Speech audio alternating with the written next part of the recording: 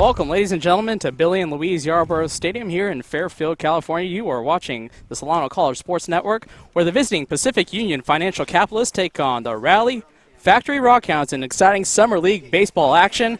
My name is Brian Nelson, alongside my broadcast partner, Tristan Vector. And Tristan, we have a very intriguing matchup between these two ball clubs. Give me a little bit of background about the Puff Caps. The Puff Caps, which is much easier to say that, yes, obviously, than their mouthful full name, but the Pacific Union Financial Capitalists have an entire team full of Division I college baseball commits who all just graduated in 2016 from high school. Most of them are heading to big colleges in California, and some of them are from out of state. Regardless, it's going to be really fun to watch them today. Yeah, and let's give out the starting lineups for the Puff Caps. Leading off will be left fielder Austin Todd. In the 2-hole will be first baseman Daniel Bax. In the 3-hole is center fielder Dominic Fletcher. Batting cleanup is catcher James Free. In the 5-hole is Javier Valdez Jr., the DH. Hitting 6th and playing right field is Kona Quiggle. In the 7-hole is Alejandro Lara, the third baseman. Batting 8th is Andrew Martinez, the shortstop. And batting 9th and rounding out the lineup is Cameron Eden, the second baseman. And on the mound will be Orlando Razzo. Now for the starting lineups for the Rally Factory Rock Hounds. Hank Pankratz, Yuba College, DH. Solano College, second base.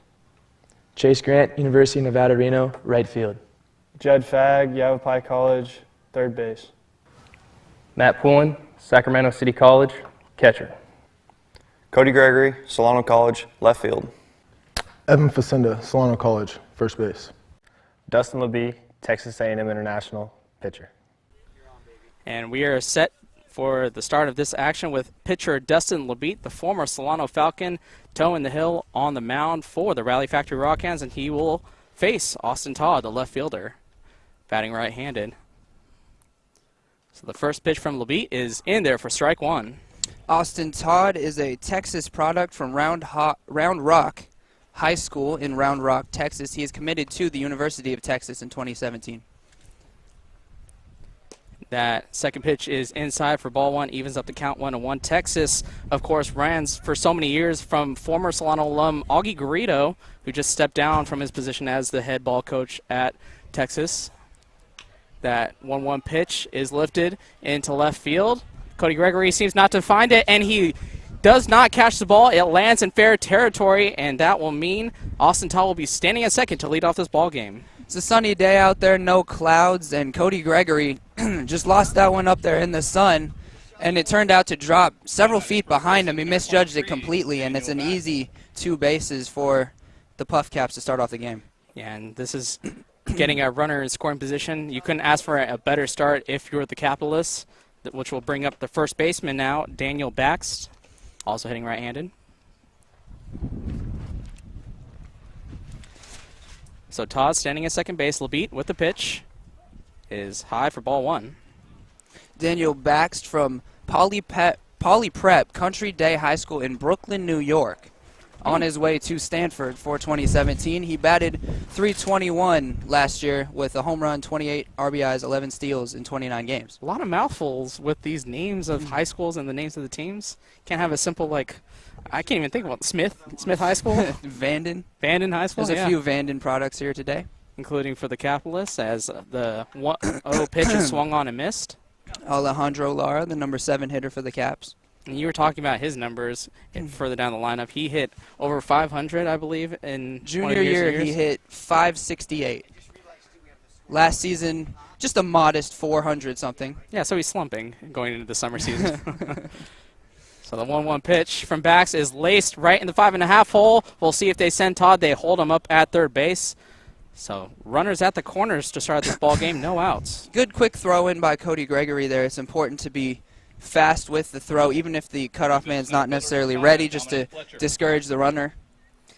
And really, with no outs in the first inning, being super aggressive may not benefit you. You have a runner in scoring position with no outs. You have 3 opportunities to try and drive that runner in. Even with the double play here, you still get the first run of the ball game. So no real reason to send Todd on that play. Yeah, no reason to be overly aggressive when you have a lineup with as many stars as this lineup has. Dominic Fletcher is a commit to Arkansas next year from Cypress Hill High School. There are several Arkansas commits on this team.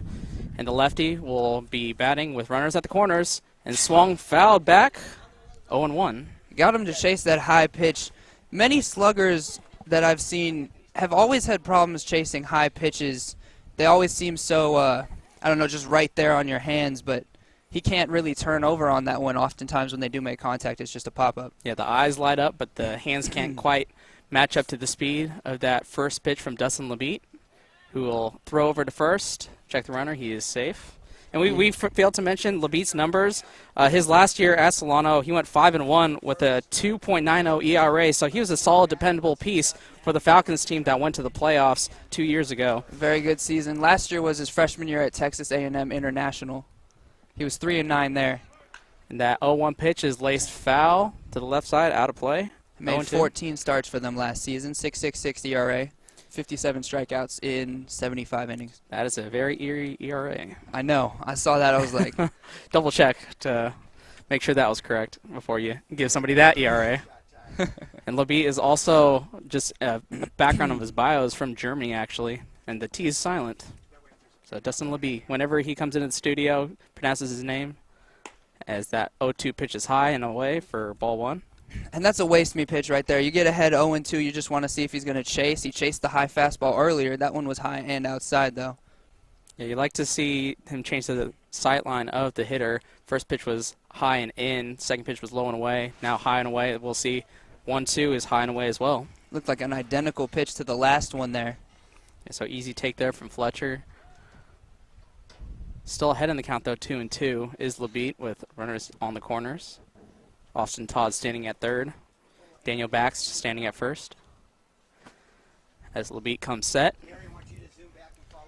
Throw over to first, not in time. His first pickup move was actually pretty good. The runner at first had to hesitate for a minute before he slid back, made it actually a close play. So no harm in trying that again. If you could get a free out, you always take it. As long as you don't throw it into past the first baseman, it's definitely a good play to keep that runner close. Set up the double play as that one's chopped to the first base side. Facenda looks at the runner but decides to take the sure out at first base. One run scores.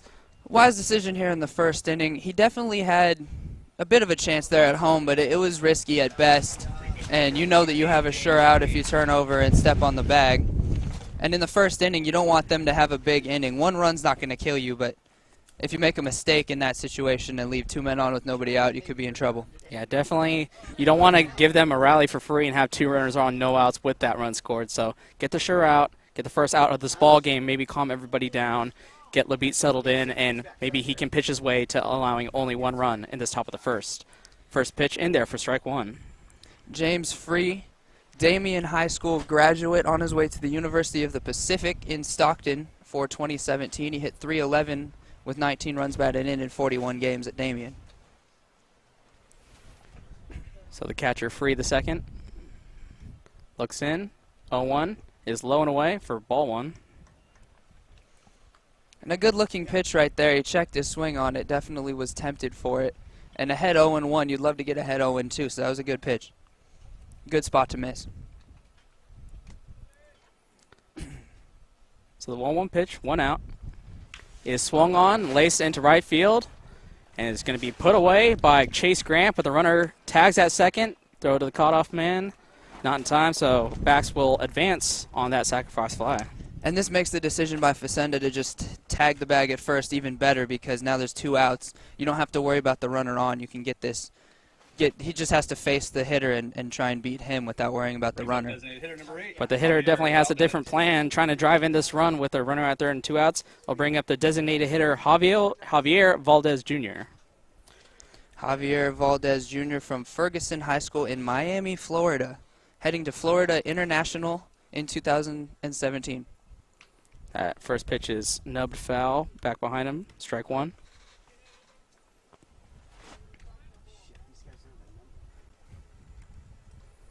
Valdez Jr., an infielder by trade, but going to be designated hitter for today's ball game. Let's get a good look there at Labitte and the hitter Valdez. That breaking ball is low, evens up the count 1-1. Really picky strike zone today from the umpire, which is not necessarily a bad thing. You hate to see really wide strike zones in collegiate baseball when you're going to go play somewhere that they're not going to have strike zones like that, but he's got to be picky. So the count even, 1-1, 2 outs. Runner at third is going to be chopped to the third baseman. Fag with the throw, and he throws him out for the third out. So 1 run comes across, and this top of the first will head to the bottom of the first. Puff Caps lead 1-0. Hi, my name is Dustin LeBee. Thanks for watching the Solano College Sports Network.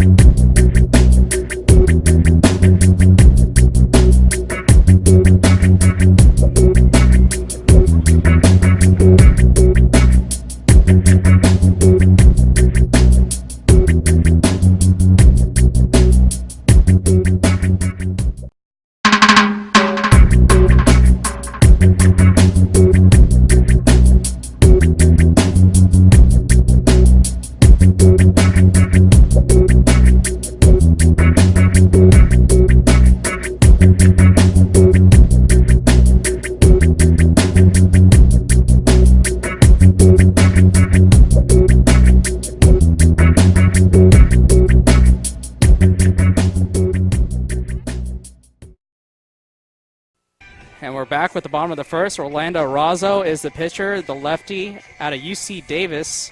He graduated from Sarah High School in 2013 and has been on the Aggies ever since. In 2014, in 19 relief appearances, he posted a team-best 1.34 ERA in 33 2/3 innings of work.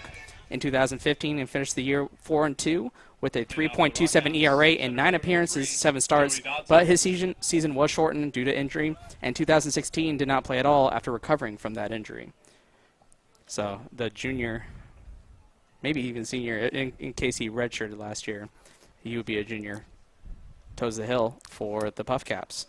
And he's facing a familiar face in Solano Falcon Joey Dodson, who just graduated. The first pitch to Dodson. Dodson squared around a bunt, but that pitch was low for ball 1. Yeah, Dodson's stellar for the Falcons in his 2 years of work. Played from center field, second base, even played shortstop due to injury, so very versatile piece for the Rock Hounds, as that 1-0 pitch is in there for strike 1. I believe he made it on to our top 10 plays of the year once or twice, even with incredible catches he made in center field this season. Yeah, definitely an athletic center fielder, which he's going to be playing today as that. And if I remember right, he set the stolen base record here at Solano in one of the final games this season. Yeah, 40 career stolen bases for Joey Dodson, broke the record, so he leads his Solano career in the record books. That's got to be pretty nice for the former American Canyon High School product. He also ended his career with a 288 batting average, 34 RBIs to go with those 40 steals, as he fouls off that 1-2 pitch.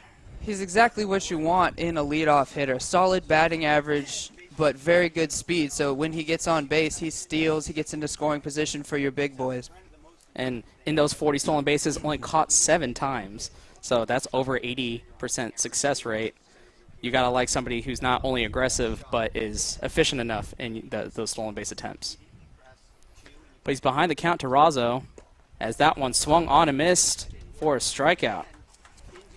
Great pitch from Razzo. He had just fooled him on the last one down low. He decides to go back at it. Again, 1-2, you're ahead in the count. You're not in danger of walking anybody. You can pretty much throw a pitch wherever you want to. If you feel like you fooled him with the last one, you may as well go there again. So that'll bring up the designated hitter, Hank Pankratz, former Yuba product, is batting left-handed. Hank from Roseville, went to Roseville High School last season. Batted .348 with 32 RBIs at Yuba. That first pitch is low in the dirt for ball 1. Also stole 9 bases in 37 games. He's undecided on what college he's going to be heading to in 2017. Yeah, in his media day session with us, I believe he said he's going back to Yuba. I don't think he committed to a 4-year quite yet. So the 1-0 pitch was high. Gets ahead in the count 2-0. Pankratz, in the game we did against Auburn on Saturday, went 2 for 4, walked once in his 5 plate appearances. So, as a number 2 hole hitter, a .600 on base percentage is pretty good. Checked his swing. That's in there for a strike. 2-1. Absolutely fooled him on that pitch. But Pankratz still ahead in the count. 2-1. Hank the Tank, as he'd like to call himself, is the designated hitter for the Rock Hounds as he looks outside. 3-1. Steady diet of fastballs for Hank here. They're not trying to fool him with anything off speed. So he's in commanding count of the count.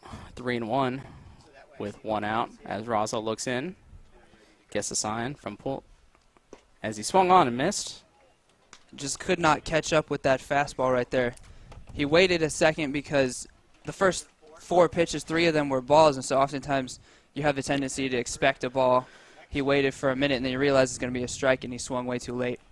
As Pankratz chokes up on the bat a little bit. He fouls one off. Way to battle. Keeps himself alive with that one. It's a good 2-strike adjustment from Hank to kind of choke up on the bat, get a little bit better bat control, just foul off some pitches, get the pitch count up from Razo. And you don't ever want to strike out looking, so that pitch was a little bit questionable, but it's too close to take. And so full count, Razo with the pitch, takes outside, so good plate appearance from Hank Pankratz, draws a walk. Really good at bat right there from Hank Pankratz. Draws 7 pitches. He battles. He sees the pitch that he just waited for his pitch, and his pitch never came, so he made sure that he could draw that walk. That'll bring up the stellar freshman campaign from the Solano Falcons, second baseman Jack Pridey. Playing out of position, he played third base for the Falcons, but he can play second base as he takes a pitch in the dirt, ball 1. Jack Pridey's from Napa, went to Napa High School. Last season, he hit 2 home runs for the Falcons, stole 3 bases, 12 runs batted in 33 games. Solid .255 average. And played a lot better in conference play as the 1-0 pitch is inside, ball 2. Yeah, he really heated up in conference play. His batting average was well over 300. When the games really started to matter, Jack Pridey came up. Jack Pridey, the second baseman, with a 2-0 count. Pankratz with his lead off at first. Nice hole over there on the right side of the infield as Pridey swings and misses at the 2-0 pitch. 2-1. Healthy lead over at first for Hank Pankratz, and as I mentioned, 9 steals last season, 37 games. He will go. Yeah, Pankratz is just a really good overall athlete. Even though he's a DH, he has very good defensive fielding abilities as well, as that 2-1 pitch is swung on and miss as well. Just an all-around good athlete. He really solidified the shortstop position for Yuba. Definitely difficult to steal on a lefty, though. Lefties are much harder to steal on because they can face you, and their move is so deceptive when they're looking you in the face but about to throw the pitch. Yeah, as that 2-2 pitch is inside, they can just lift that leg up, and you think they're going home, but they can just bring that leg down towards you, and it wouldn't be a balk, and they would catch you red-handed because they have the best view. So back-to-back batters now have forced a full count from Razo. The Falcons battling early on with these at-bats. As that one's fouled off. It's the Rock Hounds, remember? Summer. I see Jack Pridey, I'm seeing Dodson and Webster. It's just like the Solano All-Stars, you know? Just bring in some familiar faces from all around Northern California, put them with a bunch of Falcons, and you got the Rock Hounds. Good job fouling that pitch off by Pridey. That was not a straight steal. That was a hit and run. Absolutely have to make contact, even though that pitch was low. So we'll see if Pankratz goes again. He does not, and that ball's in the dirt for a walk. So back-to-back walks drawn from the Rally Factory Rock Hounds. And that'll bring up the cleanup hitter, the right fielder, Chase Grant. Been hearing some really good things about Chase Grant. My first time to watch him. He is Chase Grant. Well, he was at Palomar College last season, a commit for the University of Nevada, Reno in 2017. Grant, he was at Carlsbad High School in Southern California, which is where he's from. .356 batting average last season, a home run, 25 runs batted in, 3 steals in 39 games. Very solid stats. And so the lefty-lefty matchup, Razo versus Grant, 2 mitten on, and that one is laced into right field. We'll see if they send. They do. They send Pankratz in. The ball gets past Kona Quiggle in right field. Pridey has a chance to score. They're going to send him. The throw is into the cutoff man. Chase Grant is going to settle at third base. And I believe we'll score that a single and advance to third on the error, but that drives in the first 2 runs, and so down 1-0 coming into the bottom of the first. Now the Rally Factory Rock Hounds lead 2-1. Chase Grant gets the first RBI of the game for the Rock Hounds. No RBI in the second run, but a big mistake there for the Puff Caps. He gets 2 extra bases and an extra run that just should not have scored on that play. Yeah, I think Conequiggle just lost his concentration because they saw that Pankratz was being waved home. He wanted to get a good running start, and he just ran past the ball as the first pitch to Garland Webster is in there for a strike. Yeah, everybody wants to be Yoenis Cespedes, but not everybody can. Or Yasiel Puig. Yeah, Yasiel Puig from right field. The hose on that guy. 0-1 pitch to Garland Webster is swung on a miss 0-2. The shortstop product out of Solano College. Finished his 2 years of work. So Garland Webster from Armijo High School went to Solano last season. He's heading to Eastern New Mexico next year. 328 with 20 runs batted in last season. 0-2 pitches line. Back up the middle off the glove of the shortstop, and that'll score Grant. So Webster with an RBI single to back up Chase Grant's RBI single. That drove in 2 runs. Looked like it was hit just a step or two to the left of the shortstop, but it was hit so hard. Seems like he flinched at the last second. It seemed to have hit him on the arm just above the glove. And Andrew Martinez just couldn't get the glove in time. It was too sharply hit by the shortstop Webster.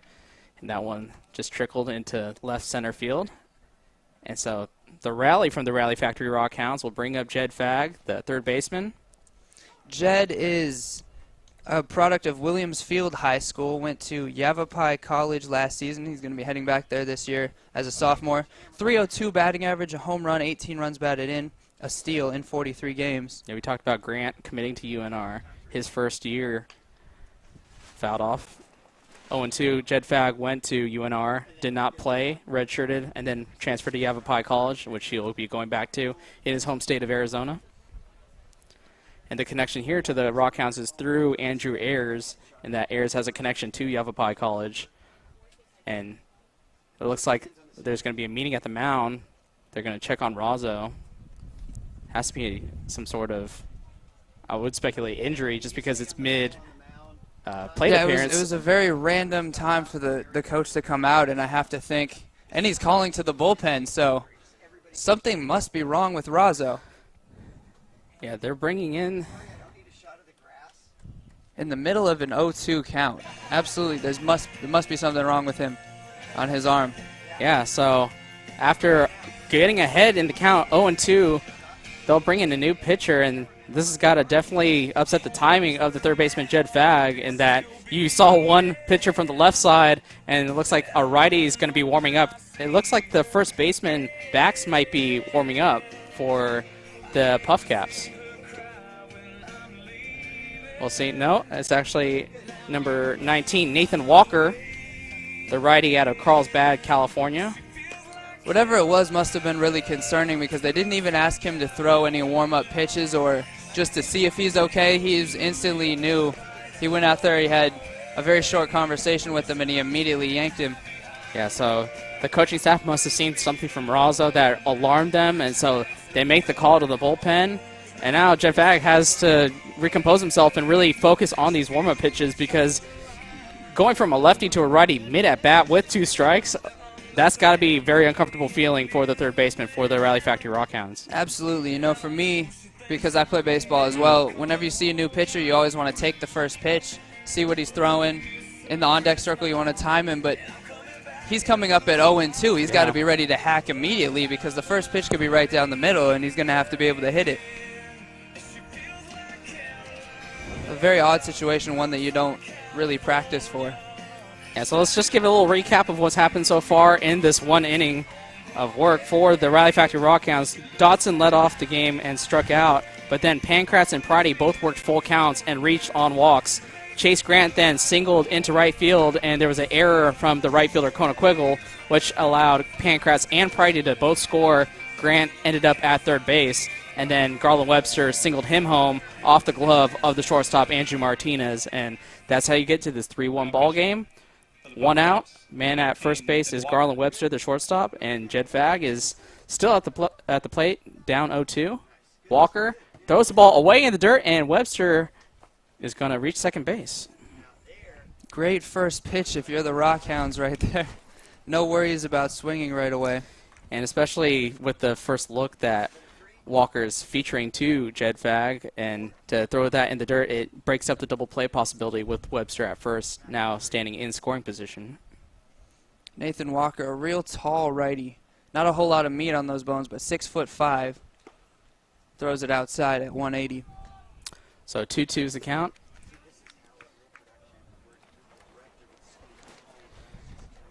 Yeah, Walker's not really the thickest of pitchers. Going to focus more on torque to generate the speed. And that one's in the dirt as well, as Webster is going to advance to third base. Yeah, he really does torque his body very violently. You see a little shift in the hips, and then his arm just pulls back, and he yanks it almost. And, I mean, he needs to calm down right here and settle on focus on throwing strikes, because the first 3 pitches he's come out here with have not been good. It's not the most simple mechanics of just cock your arm back and throw. It's really you're using your body as a whip, and you have to have all the parts in tune in order to get a good feeling of the strike zone, and so far he's been really erratic outside the zone. Full count, swung on a miss by Jed Fagg, and that will be the second out. So he still manages to get the strikeout in spite of 3 straight balls. And that'll bring up Matt Pullen, the catcher for the Rally Factory Rock Hounds. Man at third base, 2 outs. Matt Pullen from Ponderosa High School, went to Sac City Community College last season. Undecided on where he will be playing 2017. That ball is high inside. He batted .229, 1 homer, 6 ribbies in 14 games over there for Sac City, no stolen bases. And in the game against Auburn on Saturday, he went 1 for 4 with a walk. He actually stole a base for a catcher. That was pretty impressive to see. It was a double steal, as that ball is taken low, 2-0. Yeah, very rare you see a catcher who can be someone with a lot of speed on the base paths, and you also rarely see them, at least at the professional level, as great hitters. And that ball is taken on the outside corner, 2-1. And that's why it impressed me about the other side, the Pacific Union Financial Capitalists. James Free is their catcher, and he's batting cleanup. That's got to tell you a lot about Free as an overall baseball player. Yeah, you look at his stats last season, and you look at Maverick Handley, their other catcher's stats are just outstanding as a senior. He batted .461. Yeah, you don't see that kind of production from catchers unless you're Buster Posey or something. As that 2-1 pitch was taken in the dirt for ball 3. So Walker falls behind yet again, and that ball's taken for the walk. So Pullen on 3-1 takes outside, and Walker been pretty erratic to start his first two batters that he's faced. He's thrown 9 pitches, and he's thrown 7 balls. So, yeah, I think you could call that pretty all over the place right here. He's missed low, he's missed high, he's missed outside, he's missed inside. And so if you're Cody Gregory, you got to stay patient even though there's 2 outs. And Cody Gregory, the left fielder, is coming back to Solano for his sophomore campaign. Yeah, I was just about to say, I would definitely take the first pitch, even if it's close to being a strike, because when a guy's throwing as erratically as he is, you got to make him work for it.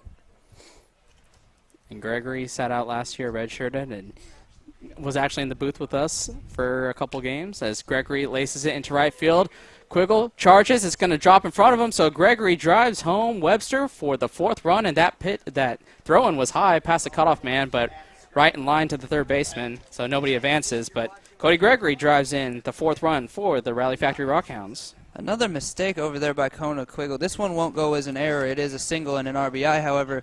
He read the ball completely wrong. At first it made it seem like it was going to drop right where he was standing because he stood still for the first 3 or 4 seconds, and then all of a sudden he came in on a sprint and the ball dropped a couple feet in front of him. That's definitely a catchable ball if he reads it right off the bat. Yeah, did not get a good read off the bat of Cody Gregory, and that definitely benefited the Rock Hounds, as that brings up Evan Facenda as he swings and misses at the first pitch.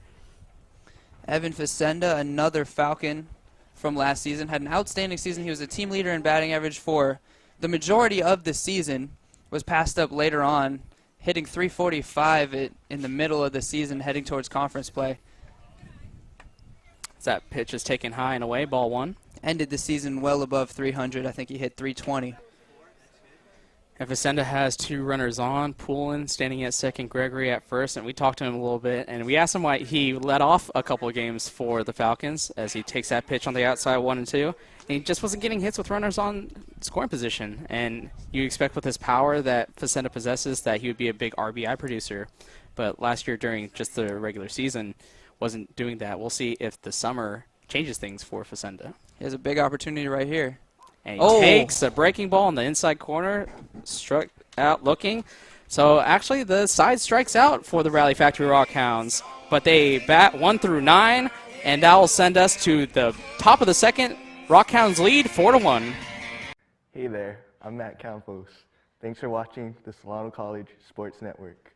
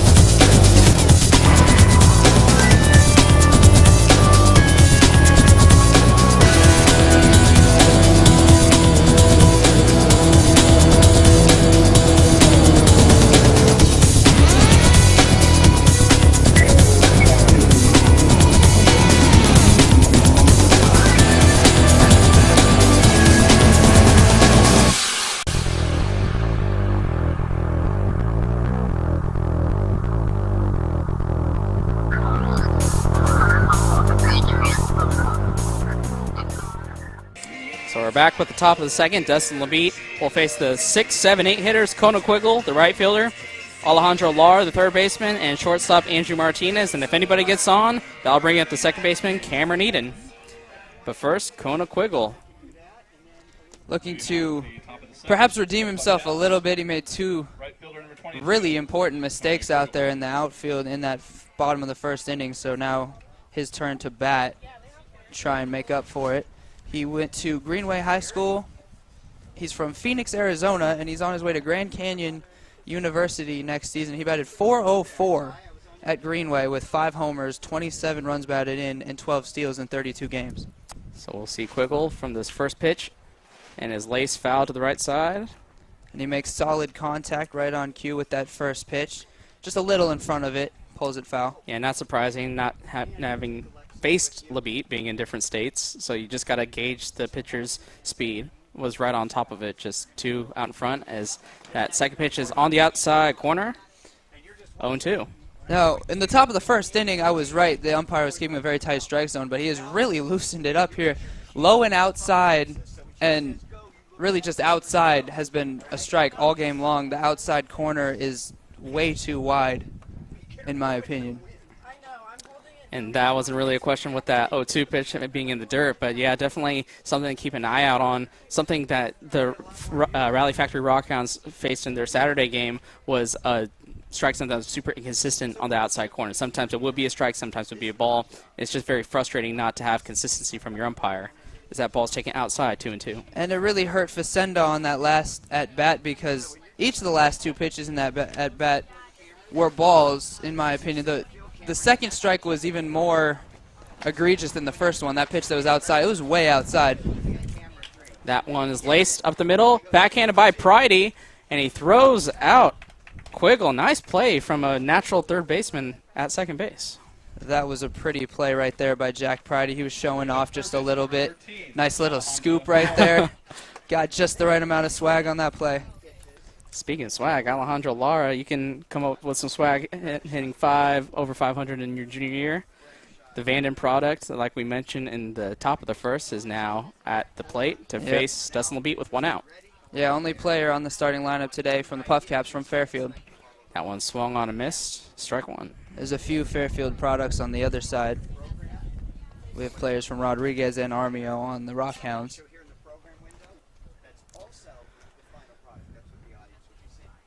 So LeBeat comes set 0-1 ahead of Lara. 1 out. Breaking ball is fouled off 0-2.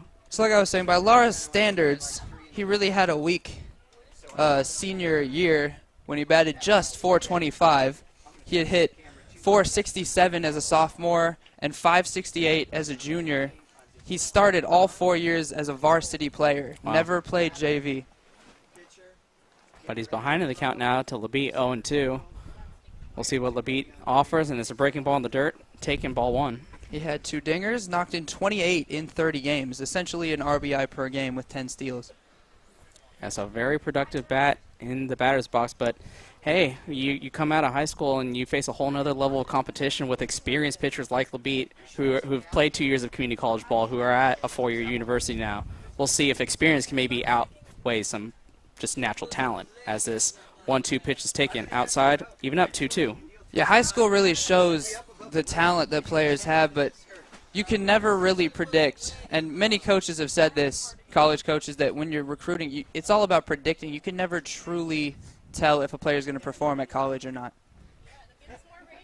2-2, taken outside, full count. Yeah, it's people forget it's a natural transition in just life in general. You're an adult now, you're living on your own. Some people can't handle the responsibility of being independent, and people don't realize that when you talk about sports. They're thinking, oh, you're just at another level. You should be producing the way you were in high school, but you're not living at home anymore. You have other issues in your personal life, so it's really a tough transition for some people. As that one swung on and missed, Lara went around, and he strikes out. Yeah, sports is 90% mental.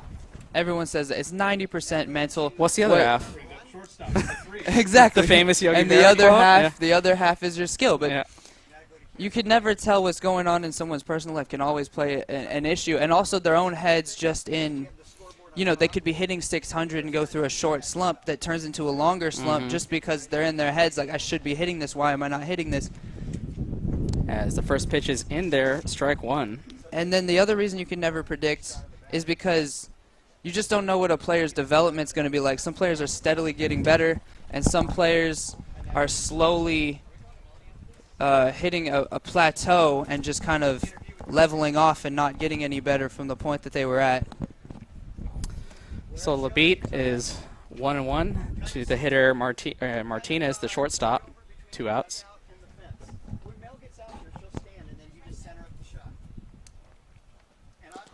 That one's in there, strike 2. So LeBeat really in this second inning has gotten ahead of these puff caps very well and really demonstrated good, solid use of the strike zone. Yeah, Dustin LeBee's really, really, really on his game right now.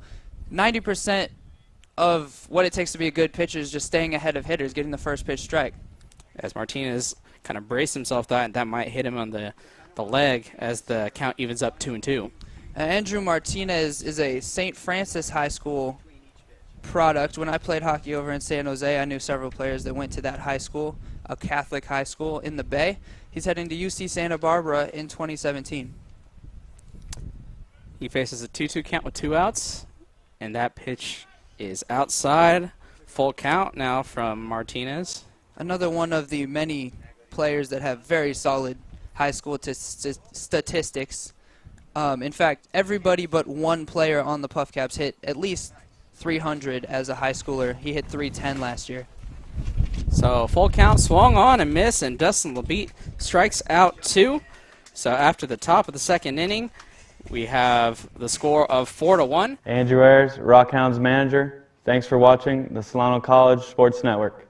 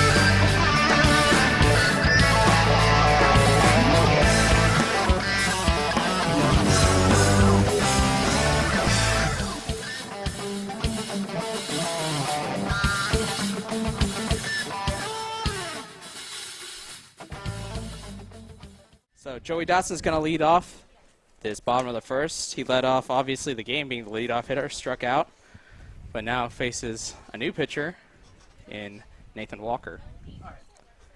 First pitch, up and in. Joey has to get out of the way. So that was a high inside pitch, not necessarily a brush back pitch, though it could have been an attempt at one. Walker trying to throw more strikes this inning, though. That pitch is in there, strike one. Yeah, obviously, with the control issues of Walker, you can't say that pitch up and in was intentional. Just his stuff is just all over the place, left and right, so just got to be very aware. Dotson squares around a bunt. It's going to be a good bunt. Good transfer, though, and he's going to be safe at first base. The speed of Joey Dotson beats out that bunt single. Alejandro Lara with a nice attempt there. Made it a very close play, but Dotson with a sneak attack bunt, and he reaches first base. Really nice play over there at third by Alejandro Lara. He did it as fast as he possibly could, but we saw Joey Dotson bunt all season long. The Falcons were first in the entire state in bunts and bunt attempts and squeezes. They love to play that small ball, and Dotson was the best at it. And so now Hank Pankratz takes the ball inside. He has a nice hole over there at the first and second base side for a left-handed batter. That's got to look like just so tempting for you to hit that ball to the pull side. That's a major gap right there. You look for him to pull. I wonder why the Puff Caps don't have Cameron Eden shaded a little more to the right. Yeah, they're definitely playing him to actually push the ball as the second baseman is very near the bag. As that pitch is fouled off. And I don't know if they have some statistic that we don't that says that Hank Pankratz is more likely to hit opposite field, but really seems like he could just turn on one and send really a slow ground ball right through that side. And if you're Walker, you have to be aware of your defense and not pitch against your defense by pitching in. Yeah, you definitely have to pitch outside. And that pitch outside and that's what he's been doing. Yeah, fouled off by Pankratz to stay alive, 1-2. Looked almost identical to the foul he had on the first strike. It was a good job of Walker pounding the outside corner, and good by Pankratz that he's staying on top of the ball and not pulling and rolling over. He wants to get on base and get a rally going in the bottom of the second like they did in the bottom of the first. And that one hits him on the thigh, and that will bring runners at first and second. I mean, you talk about pitching to contact, which is what Nathan Walker should have been doing in that situation, and throwing it outside. And he threw two pitches outside. He got him to foul off on. He gets ahead of him, and for whatever reason, he tries to come inside, and he gets way too far inside, and there's a free base. The Falcons have already had 4 free bases this game with 3 walks and a hit by pitch. So they're taking advantage of the Puff Caps pitching woes as Jack Pridey, the sophomore for the Solano Falcons, is at the plate. We'll take a ball outside, ball 1. He picks up just where he left off last at bat, 6-pitch walk right after the 7-pitch walk by Pankratz. So Pridey ahead in the count, 1-0, no outs. That one is popped up to the left side. Not going to be in time for the left fielder Austin Todd to make a play on it. He was a little too far out in front of that one. You really like the sound that made off the bat, and he really got some solid contact. If he had waited on that just a second more, that ball could have been out of here. Sometimes it's just hard to wait up on a pitch that looks really good. Your muscles and your fast twitch muscles just say, oh, that's a home run right here. And you just swing too early. You see it all the time in the MLB. 1-1 is not going to be called for a strike. And it is going to be called for a strike. 1-2. Yeah, guys will see that hanging breaking ball in the MLB all the time. You see him just yank it a little because it looks so good. They just can't hold up on it. Yeah, so I'm not sure if that was a strike or not, just because I didn't really see the umpire make the strike call. So it could be 1-2, could be 2-1, and that one is swung on and missed. Must have been 2-1. Must have been 2-1. Yeah, I didn't see the umpire go up with the right hand either, but they did call it a strike on the scoreboard. So yeah, got faked out by the scoreboard here. 2-2. So Pridey with a great opportunity to drive in Dotson standing at second base. Pankratz at first. That one fouled off. And like I said, Pridey is picking up where he left off. Another hard-fought at-bat. This is going to be the 6th pitch of this at-bat. He's already seen 12 pitches from the 2 at-bats against the Puff Caps. Yeah, walked his first at-bat, as did Pankratz in the bottom of the first to start the rally for the 4 runs that the Rock Hounds have scored thus far. Looking for more. That pitch hits Jack Pridey. So a single, bunt single, back-to-back hit by pitches, and all of a sudden you got the bases loaded. I don't see anyone over there in the bullpen for the Puff Caps, but you got to think someone's about to get over there. Bases loaded, nobody out, and only one of those was an actual hit.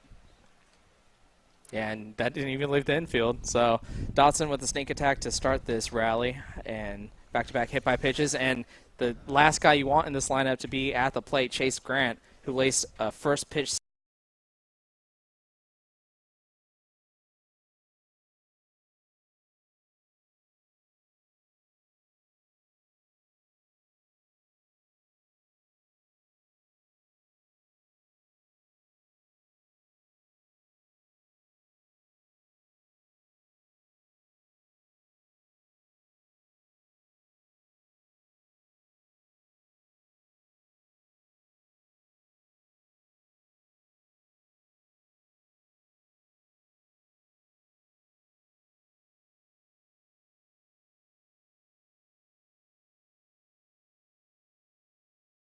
Double clutch was enough to ensure that Chase Grant was going to beat it out because Chase Grant was running real hard on his way to first. They almost didn't even get Pridey at second because Pridey was running hard and they just barely got him in the first place.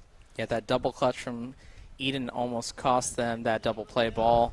Pridey not the quickest of runners. He has pretty average speed. So if it was perhaps Dotson or Pankratz standing at first, he could have definitely beat it out. But with Pridey's speed, 1 out was recorded as Garland Webster takes one high and inside for ball 1. Webster. And activity in the bullpen now for the Puff Caps. Not surprising at all. They immediately sent someone over there after that hit by pitch.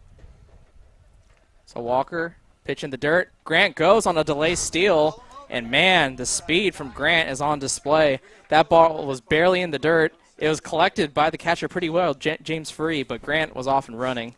Great secondary lead to swipe second base. Reminds me of Anthony Ghost because Anthony Ghost is known for that delayed steal where you kind of just you wait till after the pitch, and then as the catcher's kind of relaxed, about to throw it back to the pitcher, you take off out of nowhere. The defense is also relaxed. There's nobody at second base. The catcher finally collected himself, and as he was about to throw it, he realized, there's just nobody there. They're not going to get him. And there's just the speed. He's a tall, lanky guy, but he's got long strides, and it's a very easy type of movement. Definitely not somebody that clogs the base pass if you're Chase Grant, and took second easy. 3-out count to Webster. Takes it outside for a ball. So 4-pitch walk. Loads the bases back up again. Yeah, this is absolutely crazy. The Falcons have 5 runs and the bases loaded on just 4 hits. Yeah. A lot of base runners for the Rally Factory Rock Hounds, and bases loaded situation again in this bottom of the second. Jed Fagg struck out in his first plate appearance of the ball game. Fagg needs to wait for his ball right here. The right pitch at the right time. There's been a lot of balls thrown in this game, and he needs to make sure that the pitch is right in there. And he can work the count if he wants to. He can, not worry about getting 2 strikes on him, but definitely don't want to go chasing anything here. This is a great situation. And if the Caps, you definitely want a pitch like Grant rolled over on in his plate appearance and trying to get that double play that you couldn't make earlier in the inning. And that ball's chopped to the third base side over the head of Lara. And 1 run will score. Pankratz, they're going to hold Grant at third. So everybody moves up a base. Jed Fagg drives in 1 run. That'll bring up Matt Poulin, who was a walk in his first at bat in the first inning. 3 walks that inning. He was the 3rd one to reach. There's been 6 free passes now for the Falcons. And still just 1 out. They batted 1 through 9 in the first inning. They could do it very well again here in the bottom of the second. You can tell the Puff Caps, they were just not expecting to have a problem with Razzo early on. Walker didn't really get a chance to warm up all that much. out of that sudden injury, and he has just not pitched well. So the first pitch to Poulin, high, ball 1.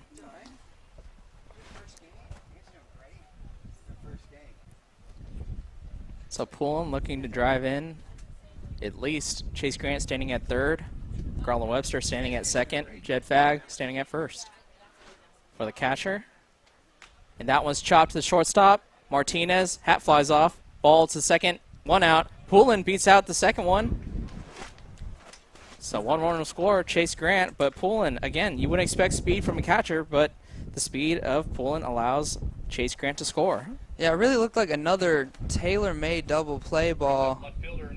And I'm sure that they've practiced this because every single practice, baseball teams practice turning double plays, but the Puff Caps need to work on it a little more because they should have turned 2 already this inning. Yeah, not a lot of oomph on the throws from the shortstop or the second base to get what looked like a ball that would get them out of the inning and allowed Grant to score the 7th run of the ball game for the Rock Hounds.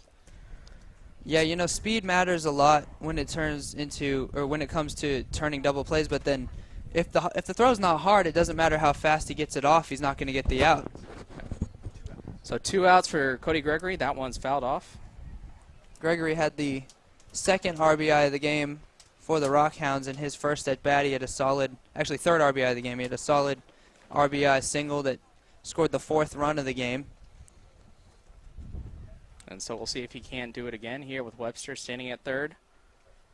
0-1's the count. And that one, Gregory had a duck to get out of the way of as Walker continues with his erratic throws. That was way inside, almost hit him in the head. He had to duck out at the last second. Almost gave him a haircut. You see the little hair coming out of Cody Gregory's back of his batting helmet? Almost got a buzz cut from Nathan Walker. That was a buzz ball. I'm going to name the pitch right now. So Walker with a 1-1 pitch, high and outside, 2-1. Surprised they didn't call that one a strike. The umpire's been way outside with his strike zone today, but I'm glad he didn't because that pitch was way out there. Well, when you have a pitcher like Walker who's shown you inconsistency, you kind of lose the benefit of the doubt there as that ball's outside, 3-1. Yeah, that's definitely true. When you see pitchers starting to throw no-hitters or perfect games or just gems, you know, 1-2 run, really good pitches, and all their pitches are in there, the umpire just starts to naturally give them a little more and a little more, almost to keep the rhythm of the game going. 3-1, outside, Cody Gregory walks. So that is the 8th free pass. 6th walk with 2 hit-by pitches. Yeah, only 4 hits for the Rally Factory Rock Hounds. Actually 5. Grant has a single. Webster, Jed Fagg, Cody Gregory, and Joey Dawson all have singles. So 5 hits, 7 runs. I'm not sure how much more warming up they need over there in the pen. It looks like they're done throwing, but I don't know why they're still keeping Nathan Walker in the game. He's just not got it right now.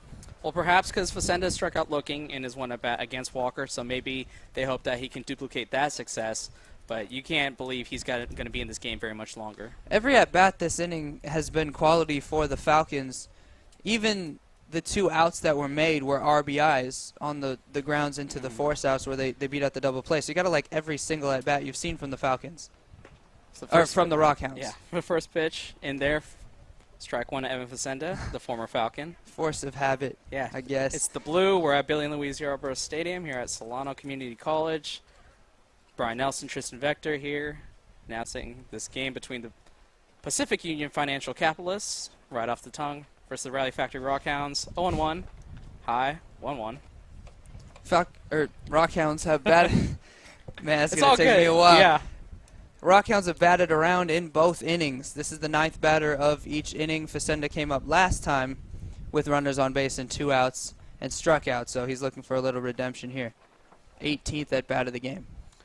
Walker with a 1-1 pitch. That one is skied high. Going to stay in foul territory, but the catcher can't make the play. James Free lost the ball, and the ball lands foul, so Facenda stays alive. And that was almost in fair territory. It was a couple feet short, but my goodness. That was popped straight up. He gets under it, stays under it, and then all of a sudden, not even a diving effort or really anything, he just kind of turns around and watches it fall. And yeah. It just tailed right back to the field of play, and it was right behind him. You could imagine he trying to make a leaping catch, but Free just decided to let it go. 1-2 is the count now. That one just fouled off by Facenda to stay alive. Great job by Facenda to stay alive. That was an outside pitch.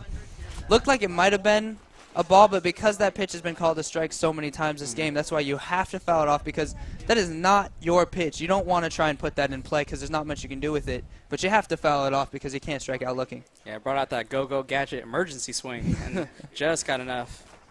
1-2 in the dirt, evens up the count. 2-2. Great eye right there. The bottom fell out of that pitch. It started looking like it might be a strike at the knees, but he trusted in the spin of the ball, knowing that it was going to dip down, and he wasn't even tempted to swing on that pitch. Yeah, good eye here from Facenda. The last two pitches to foul off that close one and lay off that breaking ball low and away. We'll see what happens. 2-2, 2 outs, runners at the corners. Actually, bases loaded. That one's low. So we got a full count here, and another really good at bat from the Falcons. They've been absolutely working the Puff Caps. Every single hitter is giving the pitcher a fit. Yeah, bases loaded, 2 outs, full count situation everybody dreams of in the backyard, except it's not a 7-1 ball game in the second inning. You dream of the bottom of the ninth tie game, but runners went, but Facenda swings and misses. So the runners are going to be stranded with the bases loaded, but not before the Rally Factory Rock Hounds plate 3 more runs, and they lead this ball game going to the top of the third, 7-1. I'm Jared Ambule. Thank you for watching the Solano College Sports Network.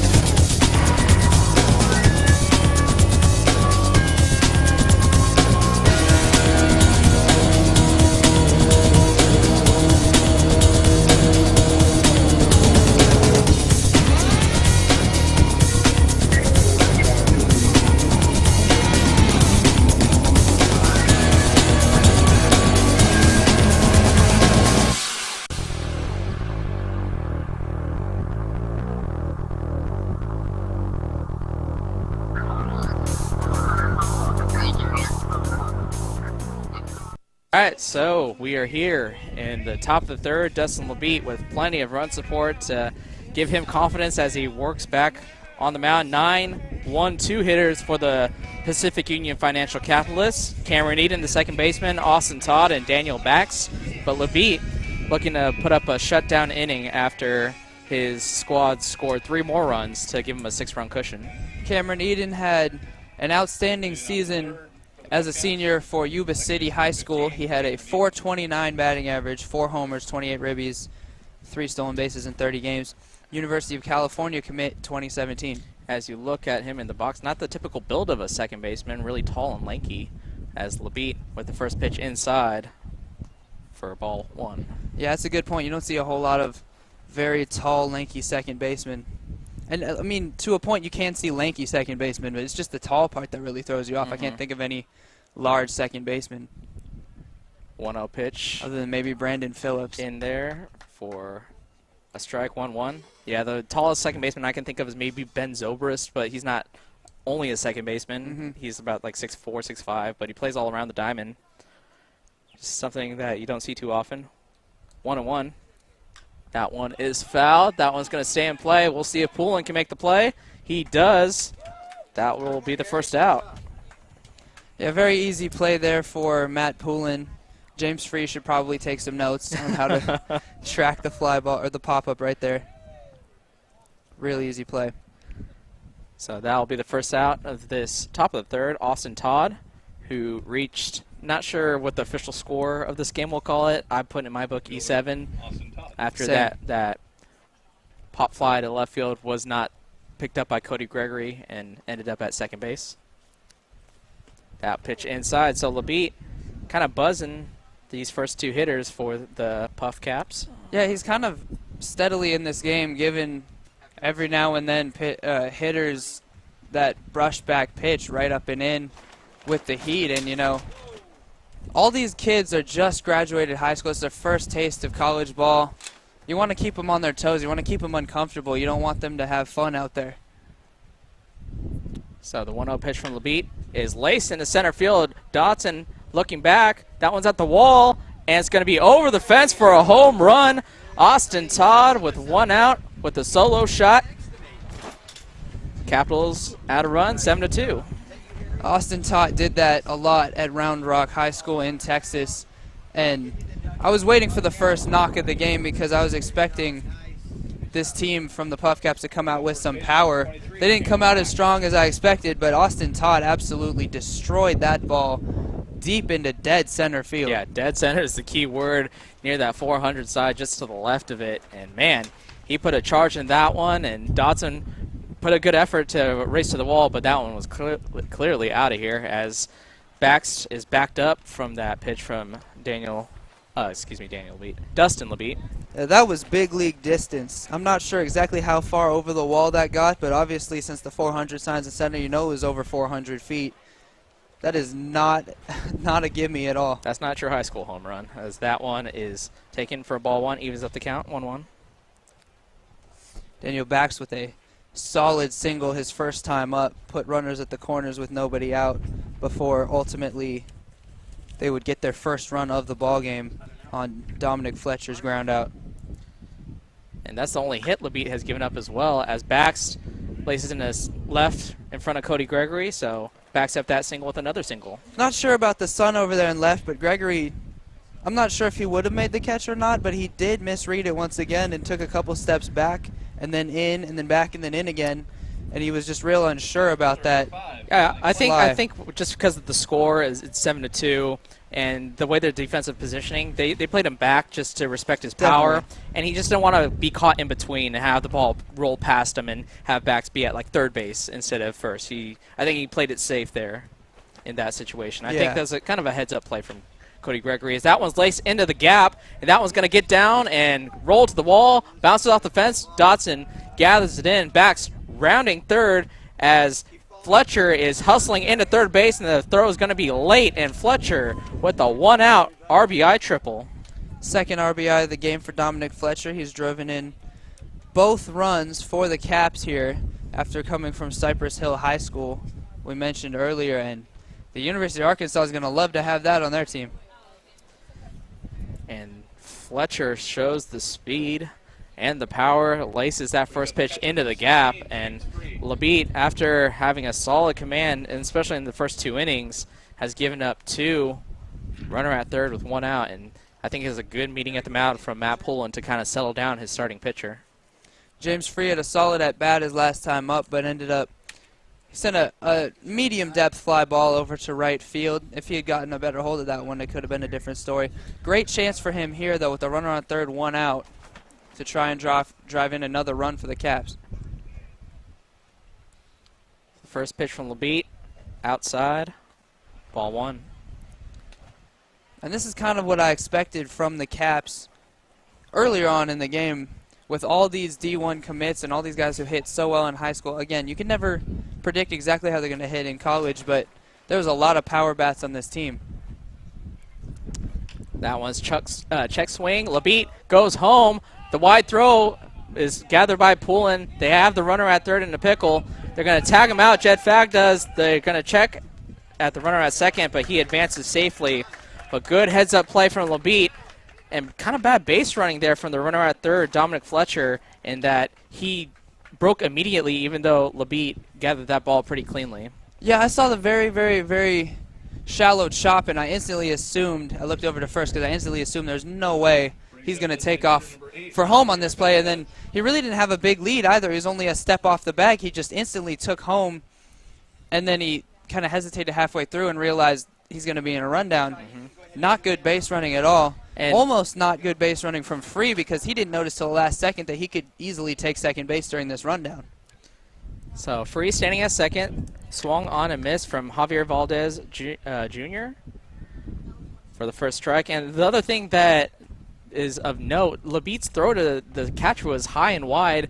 If the runner Fletcher really committed to home. If he slid inside towards the first base side, he could have slid under the tag and maybe be safe instead of freezing halfway down the line. That real inconsistent thinking really cost him as that ball's fouled off 0-2.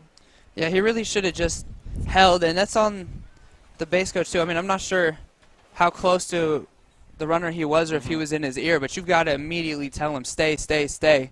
That is not far enough to score you. But a break for the Rock Hounds as they put up runs very quickly with the top of the order 1 through 3. But that base running mistake gets the second out that Dustin Labide definitely needed. And he's ahead at the count 0-2. That one's fouled off. Stays 0-2. Valdez got a little in front of that pitch. Definitely made some solid contact. That was the pitch he was looking for on the inside. And he pulled it, but he pulled it foul. And so Valdez looking to drive in James Free, who's standing at second base. Labite ahead in the count 0-2. Checks out the runner at second. Comes home. That ball's in the dirt. Blocked by Poulin. Nice block there from the catcher. Definitely don't want the runner to advance to third, even with 2 outs, because if you throw another ball in the dirt, gets past the catcher, you get a run for free. So it's those little things that catchers do that really benefit you. Yeah, you never want to see wild pitches when it comes to free bases. They're just as bad as walks. So 1-2 pitch from Labite. He steps off the mound. Kind of disrupt the timing of James Free. I don't think he's going, the catcher, standing at second base, but still. Labite trying to throw off the runner to make sure he doesn't score.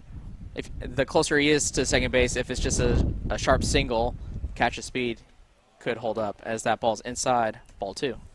You talk about the importance of, you know, getting in front and making blocks. That was a low pitch, nice block, but I was watching the game earlier today, the Tigers and the Mariners. Game ended in the bottom of the 10th inning on a pass ball with the bases loaded with 2 outs and 2 strikes. I really felt bad for the catcher in that situation. I was like, maybe Matt Poulin watched that game too and is like, I got to block these balls.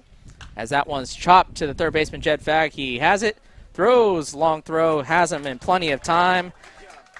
So the Puff Caps score 2 in this top of the third, and they cut the lead for the Rally Factory Rock Hounds to 7-3. Hi, I'm Jed Fagg. Thanks for watching the Solano College Sports Network.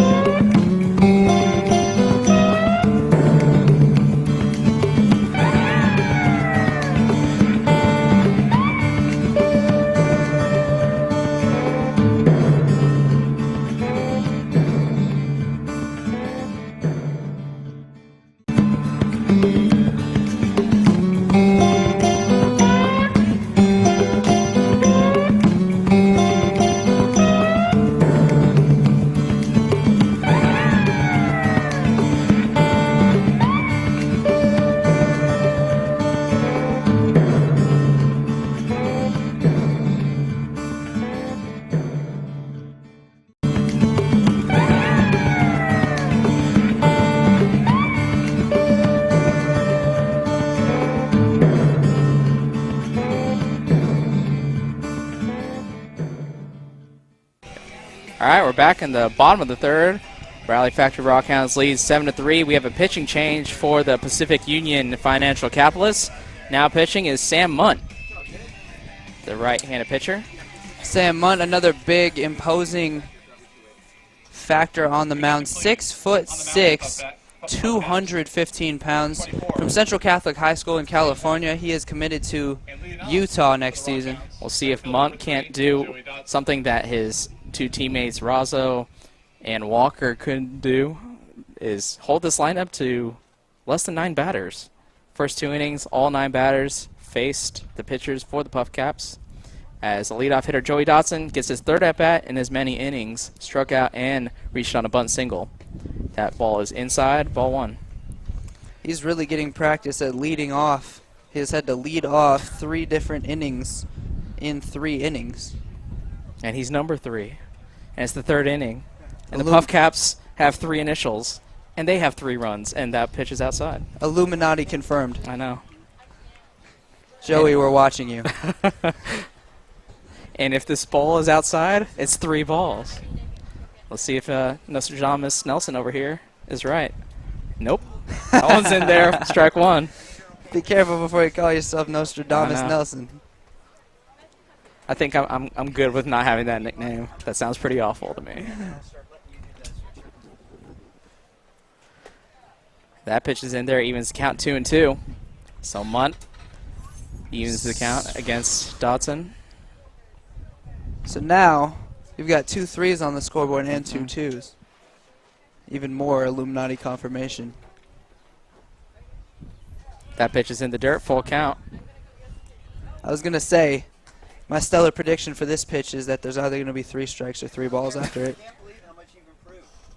There you go. Another full count for the Rock Hounds here. This is the 3rd or 4th one we've seen. They've really been great with their at-bats. That one is swung on a miss from Joey Dotson. Frustrated with himself on that one, not being able to hold on that check swing. And the only bad thing you can say about the Rock Hounds in all the great things that they've been doing this game is that they have struck out quite a bit. They struck out 3 times in the first, once in the second, and already once in the third. 5th time they've struck out today. And the other 2 outs drove in runs, so those were at least productive outs as well. So if they can cut down the strikeouts, definitely you have a potent lineup as Pankratz swings and misses. Pankratz has not had to worry about striking out so far. Walked his first time up on a really solid 7-pitch at-bat, and then the second time really didn't have a chance to do anything as he was hit with the second pitch of the at-bat. 0-1. That one is laced into shallow right field. Center fielder comes on, drops the ball, though. And so Pankratz lucky again as the center fielder could not break on that shallow fly ball and reel that in. Yeah, that one's a tough one to score, whether you call it an error or a single. I choose to call that one an error, but it's a tough play. He's running in. He's definitely full speed. I think just getting the glove on it and dropping it is just a bad look when it comes to scoring. And if you get a glove on it, usually it's an error more times than not. But that was a tough play from Dominic Fletcher to even get towards the ball. And we saw the speed on that triple that he hit in the last inning as that pitch is in there for a strike on Jack Pridey. But charging in from center field to at least get a glove on that high pop-up, that was pretty impressive. He displayed wheels right there to get to that ball, most definitely, but he didn't ever stop and catch it, so he overran it a little bit, and then he tried to make a catch wall in full sprint rather than slowing down and just putting his glove up. And in that case, he tried to make a shoestring catch, a basket catch, off of his palm. He was not able to hold on to it. So 1-1, the throw over to keep Pankratz is not in time. And you might have wanted to see Cameron Eden at second base maybe break back on that ball. It looked like he kind of allowed himself to say, okay, my outfielders have this definitely. But it looked like the closest fielder to the ball was actually Eden at second. And we can't hear what they were communicating. And that was laced into right field. Quiggle gathers the ball, throws it in, and Pridey with a 1-out single. We can't hear from here what they were communicating, but it's all about who calls off who. And, you know, it could be that he was definitely called off by his center fielder, so he decides, you know, you say you got this, so go get it. And definitely when you call a ball off in a situation where someone else could catch it, you have to make the catch, or they're going to be mad at you. Solid single, though, by Jack Pridey. And brings up the dangerous Chase Grant. 3 runs have scored in his 2 at-bats, only 2 RBIs, though, as that one is taken for a strike on the inside corner. Wow, really? That was a strike. Late strike, but he emphatically called it a strike. Yeah, your head dipped down to going to mark that a ball, and all of a sudden you hear a strike. 0-1 to Chase Grant. First time he didn't swing at a first pitch. That one is taken. With a pair of RBIs. 3 runs have scored in his at-bats. One of those was an error, though, so he has 2 runs batted in. He scored a run. Great stolen base his last time. He has 2 runs in his 2 at-bats. Reached on a fielder's choice on that slow chopper to second that they couldn't turn 2 on. Grant holds on that check swing, 2-1. Thought about it. And interesting, they're kind of shading him to push in the outfield a little bit, but we've seen him pull 2 balls strongly. So interesting defense from the Caps. The Caps keeping that right side wide open. We've seen it several times now. Whenever there's a runner on first, obviously the first baseman's got to hold the runner, but usually you want to shade the second baseman a little more to the right in that situation. And have the shortstop hold the runner at second rather than Definitely have the second baseman, just for a left-handed batter. That's pretty easy to find that hole, as that one's taken. Both runners take off. Pridey is going to be tagged out trying to advance to second, but Pancratz advances to third safely as Pridey gets tagged on the leg. So good heads-up play from Free to realize I don't have a chance for the speedy Pancratz at third, but hey, Pridey may have not got as quick a jump, and we talked about he definitely doesn't have the speed that some of his teammates have. Yeah, you got to understand the situation. Just because the ball bounces in front of the catcher and another guy goes doesn't mean you're going to go too. That full count swing is popped to foul territory. Lara trying to navigate his way past the third base coach and just went around. It looks like Andrew Ayers is the third base coach, the manager for the Rock Hounds, and played pretty good defense for his boys as Lara circled around him and could not field that ball that landed in foul territory. Yeah, and I mean, there's definitely an obstacle there, but you know, I know it's a windy day, man, but the Caps are really struggling on defense in a lot of situations that seem like, you know, should be outs automatically. Full count, 2 outs. Grant laces it into the gap, and the center fielder is going to cut it off, but not before Pancratz scores. Chase Grant, third RBI. Yeah, and that, again, is a great instance on why that defense really hurts. That pop-up right there, it should have been caught, whether it's the third base coach's fault or not. Either way, that ball doesn't get caught, and very next pitch, you have a 2-out RBI that really shouldn't have happened. It's our runner at first for Garland Webster, who has singled and walked. 1 run scored and 1 RBI. That one is high. The snap throw to first keeps Grant at first base. Salvador Perez, probably the best in the world at that snap throw over to first. Usually makes it from his knees, but it's a play that I like catchers to make because you got to hold that runner a little closer, even if your pitcher can't.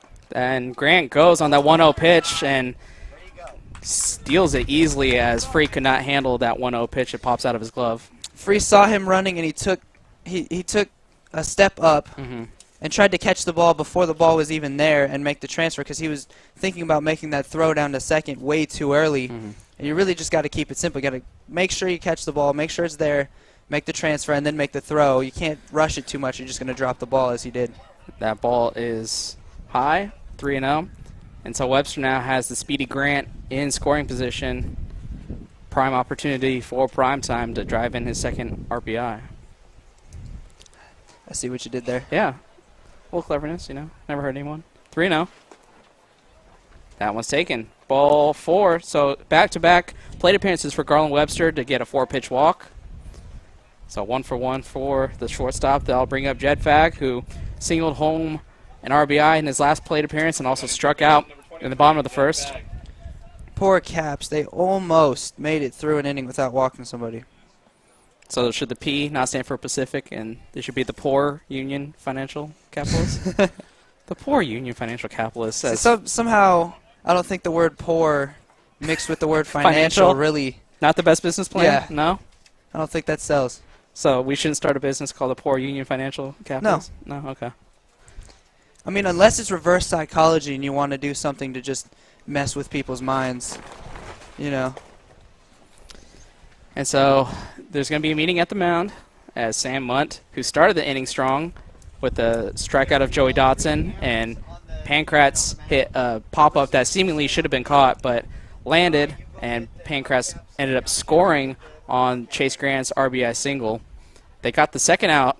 This inning could be a lot worse if they didn't catch Pridey stealing on that opportunity in the dirt. That Grant single easily could have scored too, as it was laced into the gap. And if that ball was caught in center field as well. So it could be a whole another ball game. But the way it is now, Grant standing at second, Webster standing at first, 2 outs for Jed Fag, 1-0 is the count, and it's 8-3 ball game. Fact struck out his first time up, but solid at bat last time. Oh, and the left fielder trips going out, and he dives and can't make the play. And with 2 outs, Grant hustles home. Webster settles at third base. And as soon as Austin Todd broke for the ball, he stumbled a little bit, and that split second allowed that ball to drop in. Jed Fag with the RBI single. Yeah, another big mistake out there in left. Another one that you could probably classify as a single or an error, but I mean a huge mistake. He dug his feet in, you know, and he tripped, and he could have recovered from that. He tried to with that diving play. The ball just missed his glove, but really another big mistake because he didn't. His first step was back, and then he tripped when he came forward. But Grant scores. The score is now 9-3. Munt with the pitch to Poulin, and that one's fouled off.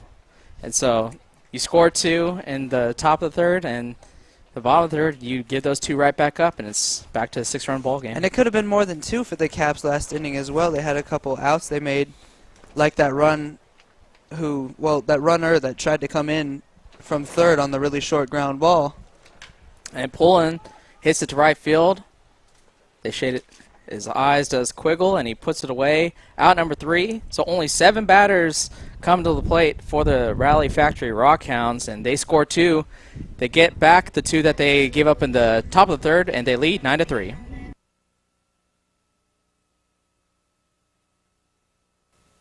Hi, I'm Cody Gregory, and thank you for watching the Solano College Sports Network.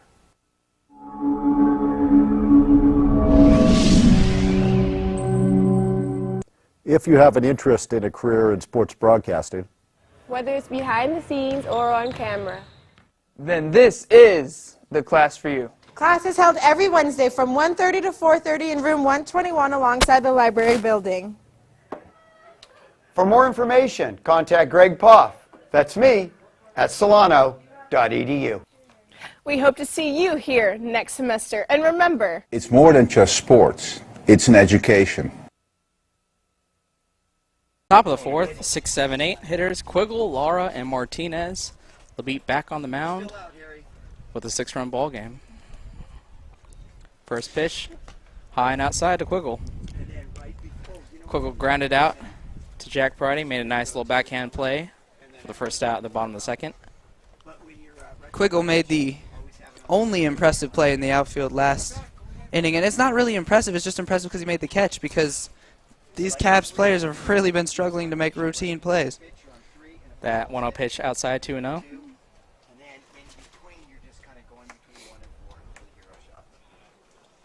I think we talked a little bit about this earlier, but just experienced college players versus a team that are all straight out of high school. Yes, they have the talent, obviously, as that pitch is popped high, and Fag calls off everybody and makes the play in fair territory for the first out. But I think the experience of all these college players that most of them have come from 2-year community colleges and now are transferring, I think the experience here is showing in this ballgame. Yeah, you can see a great couple of examples from just plays like that last one right there where Fag had to battle sun, he had to battle wind, and he didn't make it look easy, but he made the play, and the Caps would not have made that play, I don't believe. And it's just the experience of these veterans is really making the difference, even though most of the players on this Rock Hound, most of the players on this Rock Hound team aren't heading to the same level colleges that the Caps are, but their experience is helping them. So the first pitch in there to Lara for a strike. Pitch low. Evens the count 1-1. Not sure when we'll start to see some subs come in, but there's some players on both teams that I would really like to see today. Obviously Tyler Stover, who was a massive hitter for the Falcons all season. That one's fouled off. And then on the other side, Cole Staub is a ridiculous power hitter from Omaha, Nebraska that I'd love to see today. Millard West High School, he's on his way to Arkansas. 437 average. He hit 14 home runs as a high school senior last season. Man. 43 runs batted in 34 games. I would love to see him today as well. Yeah, we're only in the top of the fourth. 1 out. Lara at the plate, 1-2. That one is fouled off. Stays out 1-2. Gonna have to walk this one off as he fouls it off the front foot. That never feels good. The speed of the bat. Yeah, so Lara's going to take a little stroll to get the feeling back in his leg.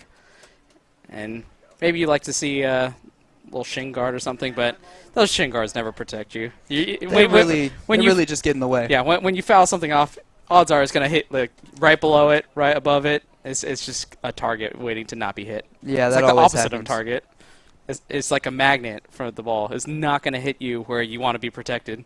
Just like with elbow pads or wrist protectors or anything that you wear equipment-wise in baseball, it never seems to help that much. So Lara behind in the count to Labeat. 1-2. 1 out. That breaking ball in there froze Lara, so Labeat gets him looking for the strikeout for out number 2. You know, and that's another thing you don't see a whole lot of in high school. There's pitchers typically only carry 2 pitches, maybe 3. You'll always see a pitcher with a fastball, obviously, but most pitchers in high school only have maybe a changeup and, on certain occasions, a curveball.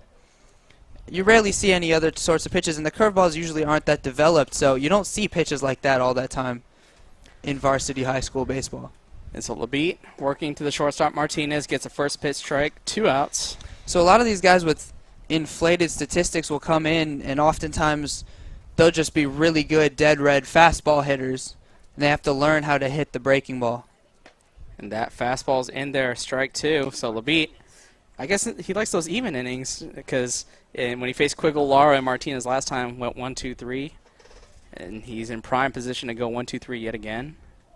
As Martinez is behind in the count 0-2. Labeat with a breaking ball. Ooh. And Pridey started jogging in. He thought that was a strike. That has been a strike all game long. It looked like almost identical to the pitch that Lara froze on, but maybe just low for the umpire. 1-2. Labeat with the pitch. Tries to back it up, and that one is laced into the gap. Will it go over the wall? Yes, it won't, as it hits the top of the fence for a double. Great home run call there, I know. Brad. I thought it had a chance, and it just hit off the top of the wall. Yeah, it looked good. I thought that one was heading out too, but a real solid swing from Andrew Martinez. That shows a lot of maturity as a hitter. That first breaking ball looked like a strike. It was just a little outside, but he really didn't seem like he knew what to do with it. He didn't even try to swing at it. The next time that he sees that pitch, he puts a brilliant swing on the ball and nearly hits it out. So that 2-out double, Labeat steps off the mound, brings up the second baseman Cameron Eden, who fouled out to the catcher Poulin in his first at-bat. So we'll see if he can't drive home his double play partner as that pitch is taken for strike 1. Good first pitch from Dustin Labeat. Maybe I shouldn't call them double play partners since they haven't been able to turn any 4.63s or 6.43s. They're 0 for 2 or 0 for 3 yeah. so far. So he's behind in the count 0-1. That one's taken inside. Evens the count 1-1. Cameron Eden's got to be looking for the right pitch here. Don't want to fall behind 1-2. The problem the Caps have had all game long is they've been behind in the count. Labeat with the 1-1 pitch is swung on to the left side. Gregory cannot make the play as it trickles off his glove. And the run scores from second, and Cameron Eden will settle down at second base. So that 2-out double comes home to score on the Cameron Eden hit, error. What would you call it, Tristan? I would call that one a hit. That was a tough play going back on it. But, again, he did get his glove on it, so you could definitely call that an error if you wanted to. Gregory got a bad read on it as well. Instead of making a sharp, slanted angle towards the ball, he kind of came in and made almost a semicircle. Definitely misread it at first and then missed the play. So I would call that a double, but definitely a play that if you're Cody Gregory, you think you should have had. That first pitch is laced into the right center field side, and that one's going to fall. Joey Dustin can't cut it off, and so Eden comes home to score. The leadoff batter, Todd, hustles into third base, and that's where he will stay. Almost an inside-the-park home run, though, as he landed at third base. The cutoff throw was just gathered in by Pridey, so a two-out triple from Austin Todd after that home run he hit.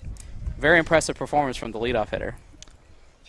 And for me right there, I'm going to give Dotson an error because that's definitely a double, but he really should never have gotten to third on that play. If he had gotten it up quickly, he bobbled it 2 or 3 times before he got the throw in. So I feel like that's an error, but either way. See, for me, I think that's a triple, and that just shows the perspective of baseball. Yeah. Just because the It's way, tough. yeah, it's very perceptual, you know. Oh, most definitely. Yeah. So that two-out rally, though, isn't a matter of perception, as they have scored 2 runs to get the lead back down to 4. It's been wavering back and forth between 4 and 6 these last couple half innings, and we'll see if Daniel Bax, the first baseman, can't get his 3rd hit of the ball game and try and drive home Austin Todd to make this a 3-run ball game. Levitt with the 1-0 pitch in the dirt, blocked by Poulin, and again, good play. Runner at third, 2 outs. You don't want that runner to come home for free. Another really good block there by Poulin. If only the other team was up there, that come home for free would have been a pun. But come home for Poulin doesn't really make any sense. And so it is a 1-0 count with 2 outs. Dustin Levitt. But the pitch swung on and missed by Bax. Really nice pitch right there from Dustin Levitt to go with the changeup after he had given him several fastballs.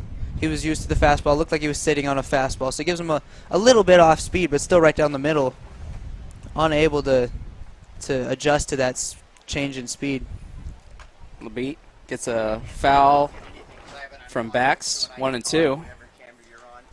And the Rock Hounds, very limited activity at the bullpen. Ryan Pierman just kind of stretching over in the bullpen area for the Rally Factory Rock Hounds. Ryan Pierman, another familiar face for Falcons fans. Well, Levitt hopes to get out of this inning and get a decision, because this is only the top of the 4th.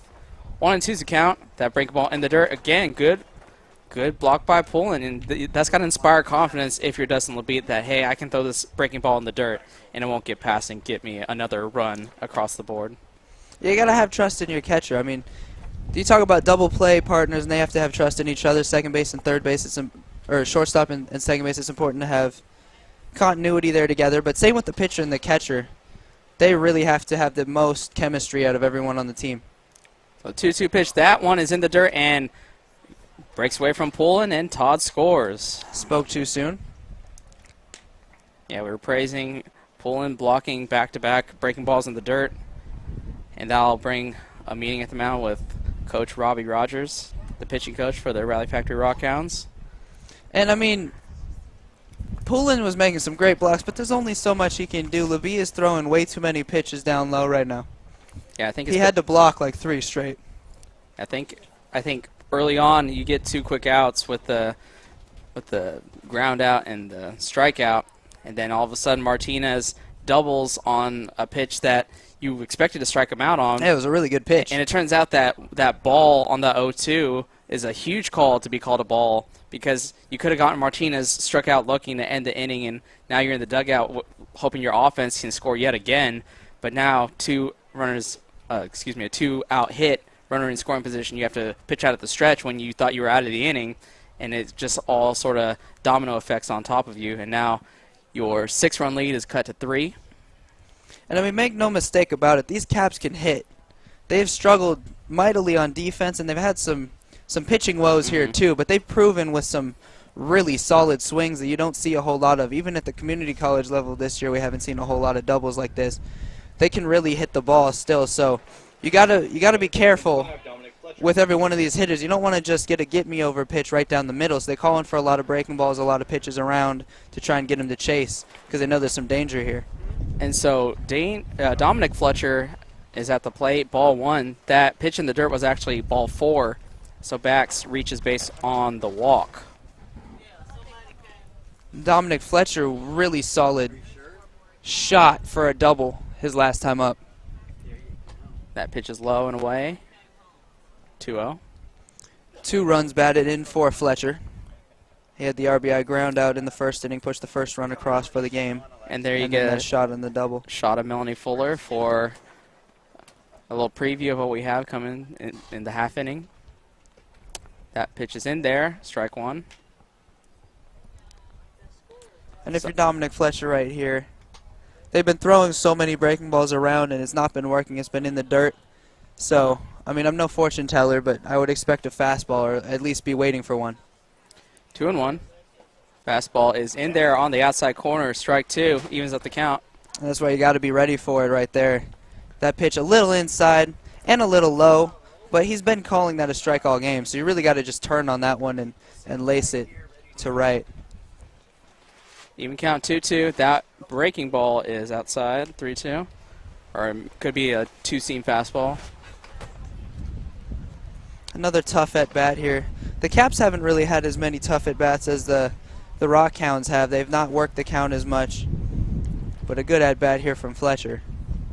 And that's what you expect to see from your 3-hole hitter. As the activity in the bullpen gears up a little bit as Pearman starts throwing his pitches. 3-2, runner goes, and that one is fouled off to the right side. So stays a full count. And of course the runner will be going in 2 outs and 2 strikes. There's absolutely nothing to lose. Especially with 3 balls. Yeah. There's something to lose with less than 3 balls because the catcher can catch what's the yeah. ball and throw you out. But in a full count situation, you're always running. With 2 outs, that is. So expect Bax to go. The runner at first. Fletcher with 3-2 pitch. Again, fouls it off.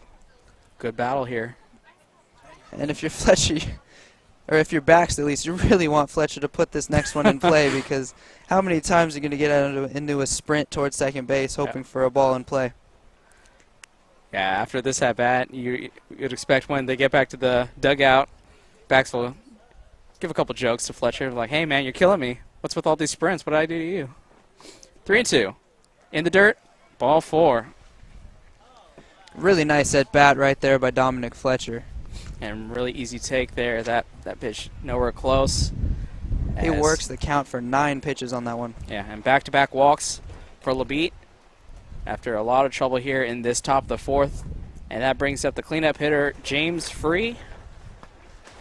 Got a sac fly, reach on fielder's choice, and his 2 at-bats.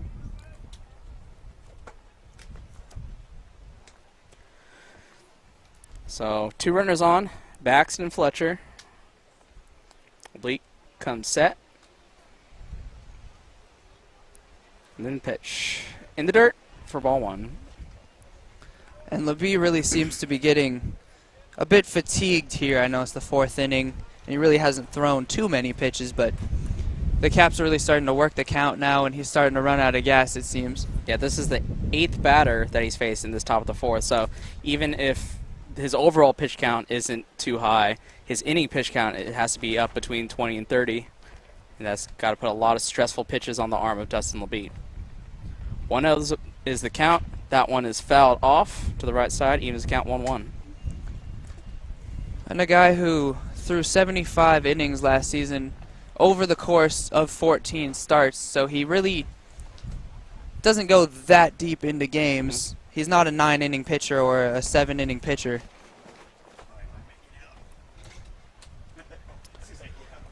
And so we'll see if he can't get it out of this jam. 2 outs, 2 runners on. 1-1 is the count to the cleanup hitter, James Free.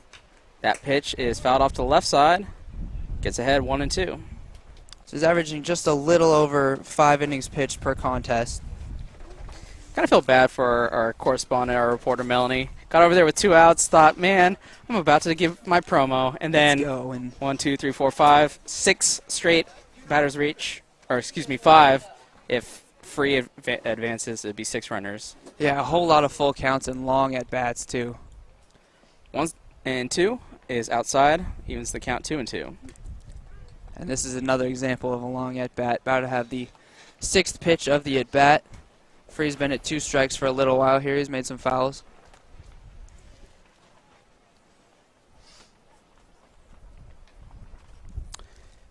And so Labeat taking his time on the mound. Comes set. Looks in, 2-2 pitch. That one is fouled off the left side, stays at 2-2. Another tough at bat, and this is what you got to do if you want to move on to the next level, as James Free expects to do at the University of Pacific. You really got to be patient. Never give up in that at bat. If you don't like the pitch, you don't have to put it in play. If it seems too close to take with 2 strikes, you can just merely foul it off and just spray it all over and make the pitcher work for it. So Webster keeping the runner at second. Bax faked a little pickoff play, and Labeat steps off the mound. And so Labeat comes set again. 2-2, 2 outs, 2 runners on. That one is laced to Garland Webster at short. Backhand, going to be a long throw, and he is safe.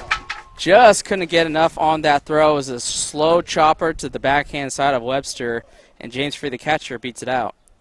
Yeah, really tough play for Garland Webster right there. He had to range a long way over to his side, plays it on the backhand, makes a really strong throw, but James Free easily beat it because of such a difficult and long play for Webster, and that is the end of the night for Dustin Labie. Yeah, so with this break in the action, let's throw it over to Melanie Fuller for this promotion opportunity. Hey guys, Melanie Fuller here. Just in case you missed it, on Saturday we covered the Rock Hounds game against the Auburn Wildcats. We also uploaded 2 new episodes of the Not Mike and Mike Show and the Puff Puff Pass Show. Be sure to check it out on our YouTube page at youtube.com/Solano College Sports Network. Thank you. Now back to the guys. All right, thanks, Melanie. And so we have a chance to take a look at the new pitcher for the Rally Factory Rock Hounds, Ryan Pierman, as he said, former Solano alum, the sophomore who transferred in last year, pitched for the Falcons. Both started and came out of the pen, is kind of used as a long reliever, so here in the top of the 4th is a situation he's comfortable with. Yeah, he made almost as many relief appearances as starting, with 6 relief appearances to 5 starts. Overall 11 appearances, 30.1 innings pitched, so not a whole lot of innings per outing. 13 strikeouts. He was 2-3 with a 5.64 ERA. Heading to Georgetown College this fall. And so he looks to try and preserve this 3-run lead. Labeat leaving before the 5 innings that you need to get a decision. So this game is Ryan Pierman's to lose with the bases loaded, 2 outs. Obviously with 1 swing of the bat from Valdez Jr., who has grounded out to Jed Fagg in both of his plate appearances. It's an opportunity for them to, they're already back in this game when seemingly you would think that the Rally Factory Rock Hounds had a commanding control with the way their offense has been swinging the bats. Absolutely, but the Puff Caps have come up here. They've really been patient, had some really good at-bats, made some monster swings with the home run and some of those long doubles. So they've really been patient, waited for their pitch, and made some solid contact. And now they have their first time batting through the order. The 3rd time we've seen it this game, first time for the Caps, as Valdez is the only Caps player to not have had an at-bat this inning. First pitch from Pierman is low and inside for ball 1. His first at-bat way back in the 1st inning. Bounced one over to short.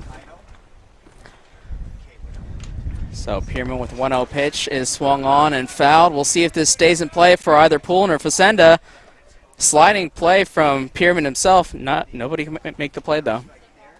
Yeah, that's not an easy play at all because obviously of the obstacle right there is the dugout and players standing up on it. And they're not going to give you any help. Yeah, didn't really see the Puff Caps coach move out of the way at all, even though that ball landed right in front of him. Yeah. I would have figured, I mean, I get you're not trying to help the Rock Hounds out by moving out of the way, but I figured for his own safety, that ball was so close, you might just take a couple steps and take a step back. But you'll take a bruise to save an out with the bases loaded and 2 outs in a 3-run ball game, I think, if you're the coach. That pitch is inside, right there on the outside for a strike, 1 and 2. Yeah, but at the same time, I mean, come on, man, it's summer ball, like. Yeah. It's really some people are competitive, early in the 4th inning. they are proud to be the Pacific Union Financial Capitalists, and they wear that moniker proudly. And that one is low for ball, 2-2. I would think if they're proud, they would wear it proudly. They're the proud Union Financial Capitalists. We're just thinking of all sorts of names for the Puff Caps. 2-2. That one is outside, full count. Another really good at bat by the Caps. They have really, really, really made the Rock Hounds work this inning. And the runners go, 3-2. That one is high. We'll say if Fag can make the play, and he cannot, that ball just tailed away from him at the end. And that was actually a play that at first didn't seem like, there's any way he's going to make that, but he actually ran far enough and then overran it a little bit. So that was actually a play that could have been made by Fag over there. Yeah, on the left side. The route he took was direct, but it didn't result in the way the ball landed. So if his route was directly to the ball, he could potentially have made that play. But the route he chose to take, it was just a high backhand play that he just could not make. Yeah, it was a tough play for Fag to make on the ball, but he just missed the ball. And so 3-2's a count still to Valdez, and that is going to be taken high. Ball 4, so that walks home a run. Backs scores. Fletcher moves to third, Free at second, and Valdez Jr. reaches for the very first time. And this is where the scorebook can get a little sloppy. The Rock Hounds have, can't get used to it, man. Yeah, it's really tough. They've had 2 innings where they batted 9, but it ended at the 9th batter. And no one had 2 at-bats in an inning, and now Kona Quiggle is going to mess up my scorebook by having his second at-bat this inning. And he's looking to reach for the very first time after grounding out. And they have a chance to knot this game up and take the lead here in this inning. And Quiggle laces it to Cody Gregory. He now breaks in, and he makes the play. A little questionable route there from Gregory, and he kind of tosses the ball in, not frustration, but he's just happy he made the play. That will be the third and final out, but not before the Puff Caps cut the lead down 9-7 as we head to the bottom of the 4th. I'm Chase Grant. Thank you for watching the Solano College Sports Network.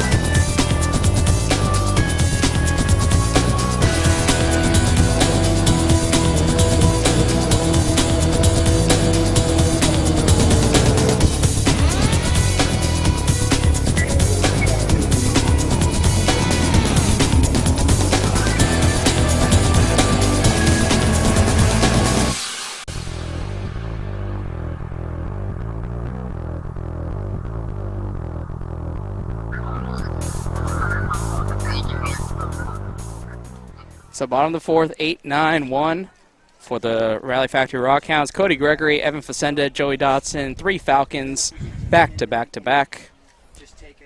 As Munt takes the hill, and the first time it seems like forever, in the bottom of the 4th. Gregory looks at that pitch high and inside for ball 1. Single and a walk, RBI today. Gregory has been very solid swinging the bat. Had some trouble in the field, but he's made up for it so far in the batter's box, rather. There we go. Really bright day as you see the coach just handed Daniel Bax a pair of sunglasses. Yeah, actually there's a defensive substitution as Cody Gregory swings and misses at that one. Number 20, Andrew Doshbach out of Sacred Heart, a Stanford commit, comes in to play first base. That one's fouled off by Gregory. 1-2.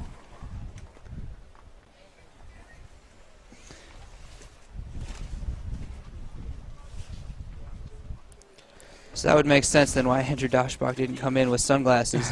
He's like, wait, me? You want me in the game, coach? Yeah. That ball is in the dirt. Evens the count 2-2. So Doshbach, you mentioned from Sacred Heart Prep another Stanford commit. 6 Stanford commits on this Puff Cap squad.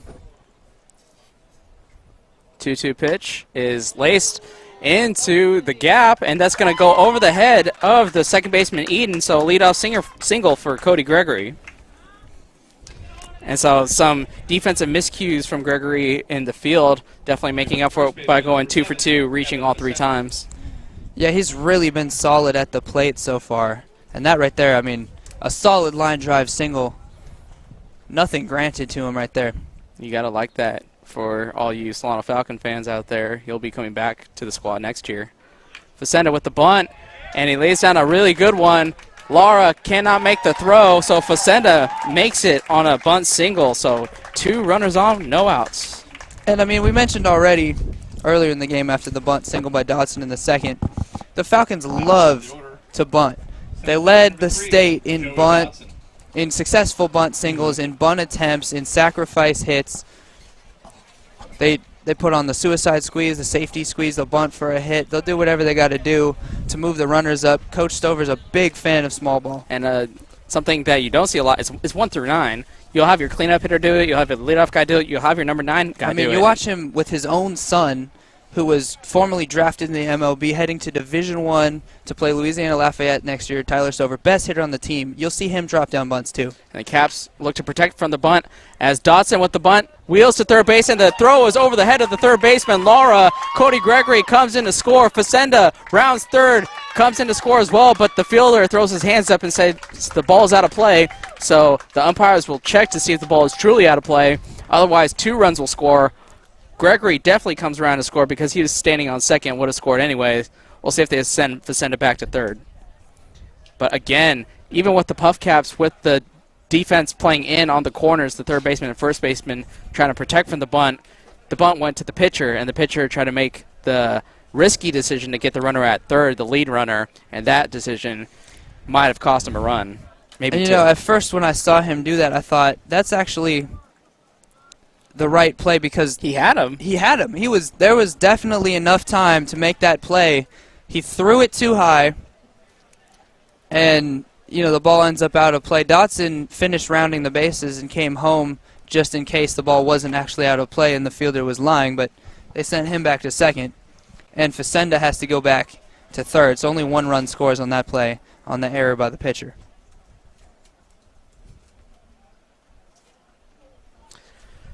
So good opportunity here for the DH Pancrats, who walked, hit by pitch, and reached on what we called an error. It was a tricky little fly ball to center field where the center fielder Fletcher had to charge in. He got a glove on it, but Pancrats reached. So 3 times has been, 3 plate appearances, has reached each time, has scored each time. Only he and Chase Grant have scored 3 runs in all 3 plate appearances. This is the 4th inning, and I already have 4 errors down for the Puff Caps. They've really been struggling in the field. So 10-7 ball game. Pancras swings. That one's fouled. Out of play into the stands. Fans get out of the way. Somebody gets a souvenir. Ooh, I just cringed right there because I saw everyone's putting their hands up, but no one actually got up. That landed right in the middle of four people, a couple elderly ladies there. I was actually really worried for a second that might hit somebody. I hope they don't watch the broadcast and find out that you call them elderly ladies. I'm sorry. But you call them like you see them, I guess, as that's how I see it. If you're 40 or older, you're an elderly person. 40? Yeah. 40's elderly, okay. 0-2 to Hank Pancrats. Your letters can go to the Solano College Sports Network, which you are watching. We will sift through those and send those directly to Tristan Vector. As that one is lifted into the outfield, and center fielder is underneath it. Both runners tag. Dotson decides to play it safe and not go, but Facenda scores easily, so Pancrats with the sac fly to drive in the 11th run for the Rally Factory Rock Hounds. Nice RBI there by Hank Pancrats. Gets the job done. And, I mean, if you have any problems with what I said, why don't you just text me at 707. Oh. Yeah, not wise there. Jack Pridey reached base all 3 times. Single, walk, hit by pitch. Some really solid at-bats from him today. Scored only once, though, on that walk in the first inning as Dotson, dancing at second base, gets the attention of the pitcher Munt. And you don't want to look ahead too much, but this game has the potential to be an unreal number of runs. It's already 11-7 with only one out in the fourth. Pridey swings and misses at the first pitch offered. 0-1. The bullpen for the Caps has activity with the left-handed pitcher Jake Lewis out of Hart, California, committed to UNLV. Already 2 hours and 8 minutes in on this game, so partner, we can cancel dinner for tonight. Yeah. Our sustenance will have to be some great baseball, hopefully. As the 0-1 pitch will be swung on and missed, 0-2. Pridey definitely loaded. He was expecting the fastball. He waited on it, but he waited a little too long. With that runner on second base, he's trying to do a job. He's trying to be a smart, mature hitter and try and hit it to the right side. And to do that, you typically have to wait on the ball a little longer so you don't pull it. But he waited just a little too long on that one. And they bluffed the throw to second. You got to believe Pridey's last at-bat, he did indeed get a single the other way, so he's trying to duplicate that performance. And I think that's a good approach for a freshman going into the sophomore campaign for the Falcons. Use summer ball as a way to maybe expand your game in ways you didn't as a freshman. And that one is fouled. And you see him try to do it again there. Came a lot closer this time. Made solid contact on it. And absolutely, that's what you say. I mean, summer ball isn't the regular season. It's not the real thing. And there's not a whole lot of scouts coming out to watch you. And there's not a whole lot of coaches here. But really what you want to do is just use it as good practice in game situations against good players to try and improve your game and be able to do things with confidence in the regular season. 0-2 in the dirt. Easy take for Pridey, 1-2. Because we can start getting really good at hitting it to the pull field, up the middle, and opposite, almost on command, much like Miguel Cabrera does in the MLB. That's why he's so... Because there's so many shifting tools that coaches can use nowadays for guys who always hit it to one side. So if you can make them play you straight up all the time because you can hit it anywhere, you could be a really dangerous hitter. And Pridey looks to be a factor for the Falcons as Dotson goes for the pitch in the dirt, and they get him with a strong throw from Free. So Dotson gunned down trying to steal third base, and so that's a huge second out now. That wipes out the base runner. Pridey with no one on base with a 2-2 count. Same mistake that Jack Pridey himself made in the third inning when he tried to take off for second on a ball that he and Pancratz both took off for. And that one is high, just enough to get a glove on it. Is Free. So Pridey, you can't worry about it. You were trying to get the RBI. Now you don't need to worry about going opposite field because nobody's on base. It's a full count now, so you just protect. You shorten up and you look for your pitch. You don't have to worry about where you hit it just as long as you can get it down. Yeah, I think all that matters is you get on base for the dangerous Chase Grant who's standing, and he will with that full count walk for Jack Pridey with 2 outs. Another really solid at-bat for Pridey. Nothing's been handed to him this game other than the hit by pitch. He's really had to work for those 2 walks, and so you look at 4 times on base. Even though it's only 1 hit, that does not mean he hasn't earned it. I think if he was handed that hit by pitch, I think he'd hand it back and say, I don't want that. Because I don't think he wants to be hit by the pitch. But he's reached Nobody base. wants to be hit by a pitch. Yeah, he's been on base 4 times for Chase Grant, and Chase Grant's been very dangerous as he swings out of first pitch yet again, but swings and misses this time. 3 runs batted in for Chase Grant, a pair of stolen bases. He's had a really solid game so far at the plate. 2 and 3 with 2 singles reached on a fielder's choice is Grant. Scored all 3 times, and he checks his swing 1-1 on that high pitch. He's also the only fielder on either side that's playing in the outfield that I have not seen make a mistake today. Between right, center, and left, the 6 outfielders, he's the only one that has really had a solid defensive game as well. And it's interesting, as the 1-1 pitch is outside, they pulled the left-handed pitcher Jake Lewis from the bullpen, and this is the last left-handed batter for a while. Webster, Fag, Poulin, Gregory, Facenda, all right-handed batters. So they are trusting Munt to control this inning as that pitch is in there for a strike, 2-2. And I think that stolen base from Dotson, clearing the bases with 2 outs, kind of gives them confidence in Munt to try and get one more out to get them to the top of the 5th. Definitely. Well, you want to take advantage of this righty-lefty matchup right here because, as you said, you're not going to get another one of those until he comes back up. And Grant laces one in center field. Takes a couple steps back, and he's under it. Is Fletcher to put away Grant as the Rally Factory Rock Hounds score 2 in the bottom of the fourth as they lead 11-7.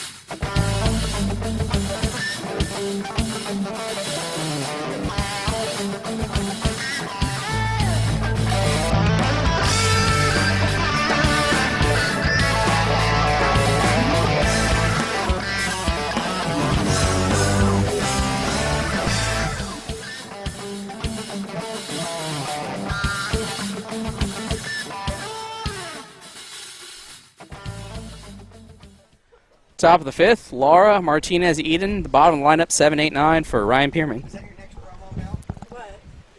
First pitch is laced in right field and is going to drop in foul territory. So a lucky break there as Laura with a good opposite field approach, and Pierman is pretty lucky that that ball didn't land in fair territory. Yeah, that was real close. Looked like it just missed the line. I thought it was going to hit the line. Nice to see Ryan Pierman back out there, trying to give them some long innings of relief. He struggled last inning, but because his teammates came up and picked him up and put more runs on the board for him, he can kind of sit back down and calm down a little and try and pitch through a scoreless inning here. And that breaking ball is laced back up the middle for Laura, and right off the bat, you get a leadoff runner with no outs, and that's not what you want if you're Ryan Pierman. That'll bring up the shortstop, Andrew Martinez, who started the big rally in the fourth inning with a two-out double off of Labite, off of back-to-back breaking balls. One was questionably taken for a strike, or excuse me, for a ball that many of us thought was a strike, but then he followed it up with another breaking ball, and he laced it into the left center field gap as he swings and misses at that first pitch, 0-1. He just missed a home run. That was your infamous home run call. That yes, it was not, sir. Yes, it wasn't. Yeah, I can't remember. I won't live that down anytime soon. And that one's on the tape. That one's on the books. That one swung on and missed, 0-2. So good count right here for Pierman. You got a runner on first, nobody out. So you want to keep the pitch low because if he makes contact, you want obviously a ground ball with the opportunity to turn two or at least get the lead runner. You don't want to get anything elevated. Martinez hit an elevated pitch last time. And that one is taken. Thought about it, but it's for a ball, 1-2. Now that looked like a strike. I don't know. I was thinking the same thing. Where that missed. Yeah, I was thinking the same thing, and when everybody kind of paused, there's a feeling in the air when everybody's like awaiting a strike and it doesn't get called. Well, all you got to do is look at the hitter himself. When even he looks at the umpire like, are you going to call that? Are you going to call that or not? No. Just let me know. Should I go back to the dugout? Because that was a ball. I get to keep swinging? Okay. Thank you. And then you just act like, yeah, it was definitely. And that one is a call. Strike three. Gets him frozen on the breaking ball. Andrew Martinez strikes out looking. No argument whatsoever. He didn't even look at the umpire. He just started walking back as he was calling it. Definitely a strike right down the middle there. And Martinez, I don't know what he was looking for, but he took some questionable pitches with two strikes there. You got to protect. We don't see Pierman offer the breaking ball too much, especially in this appearance in relief. It's mostly fastballs, as that one swung on a miss from Cameron Eden. Strike one. Eden followed up Martinez's left center field double with a right center field double to drive in a run. And that was followed by Austin Todd's double that drove in a run.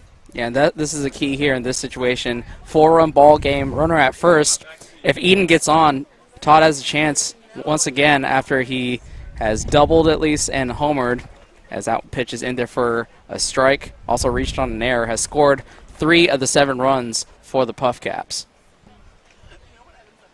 Another 0-2 count right here, so Pierman really needs to make a good pitch right here. But he's working a very quick pace, and I think that defense has to like that, as Pierman swung on and missed in on the hands of Cameron Eden, and he unwisely swings at that pitch in. Not sure what he was trying to do there, if he was just trying to fist the ball. Yeah, trying to foul it off to stay alive. Man, that was That was way in there. Yeah, that swing doesn't inspire too much confidence that you could do much with that besides foul that off. Got to give Pierman credit, though, because those last two hitters had both had solid hits. They're good hitters, and they clearly have absolutely no idea what to expect from Pierman on those pitches because he's got them fooled right now. So give Pierman some credit. Those were great at-bats for him. So after giving up a leadoff single to Lara, he has struck out back-to-back batters, one looking, one swinging, as Pierman with the pitch inside. 2 balls, no strikes.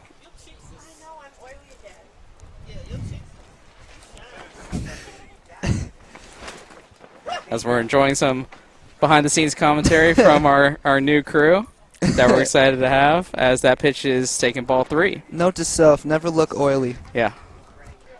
We're shining. 3-0. 3-0 count right here. Hitters count. Wouldn't be surprised if Todd took this pitch. That one's high and inside, and I think they want to know part of Todd there. Depending on your scorebook, he was either 2 for 3 or 3 for 3. Scored 3 times, has multiple RBIs, so very dangerous at the plate. And you bring up a guy that is batting for the first time in Andrew Doshbach. And yeah, good point with the Todd. You've got only a runner on first, and you have a 4-run lead, but even then, you got to just have respect for certain hitters. And Austin Todd, he had a line shot to left that was counted, I count at least as an error, but you could have counted as a double. Yeah. Then he had a home run and then a double that could have been counted as a triple depending on how you felt about the play by Dodson. But either way, I mean, you could look at that as a double, a triple, and a home run. He's just absolutely killing the ball right now, and I don't blame them at all for just giving him a free pass. So I'll bring up Doshbach, who came in defensively for Daniel Bax, too. Surprisingly, you take him out of the game for the bat. He was 2 for 2, reached all 3 times with a walk in his third at-bat, and he swings at that high pitch for strike 1. Great job by Daniel Bax in his at-bats, obviously, with the 2 singles and the walk. But Doshbach looking for some RBIs. Yeah, 2 runners Bax didn't have any of those. 0-1. Taken outside 1-1. I guess as the sun starts to go down, the strike zone starts to go more inside. Yeah, and I think something that players have to be aware of is the shadows, as the shadows are creeping on the field, as you can see from the center field camera and from behind the plate. There's a big shadow of the trees right between the pitcher and the hitter that'll cause a shadow as that breaking ball's in the dirt. Poulin blocks it. They're going to the second base runner, and they have him out for the third and final out. So we've seen that a couple times from both sides as Todd gets gunned down trying to advance to second base, and that will be the last out of the top of the 5th. We head to the bottom of the 5th. Rock Hounds lead 11-7. Robbie Rogers, Rock Hounds pitching coach. Thanks for watching the Solano College Sports Network.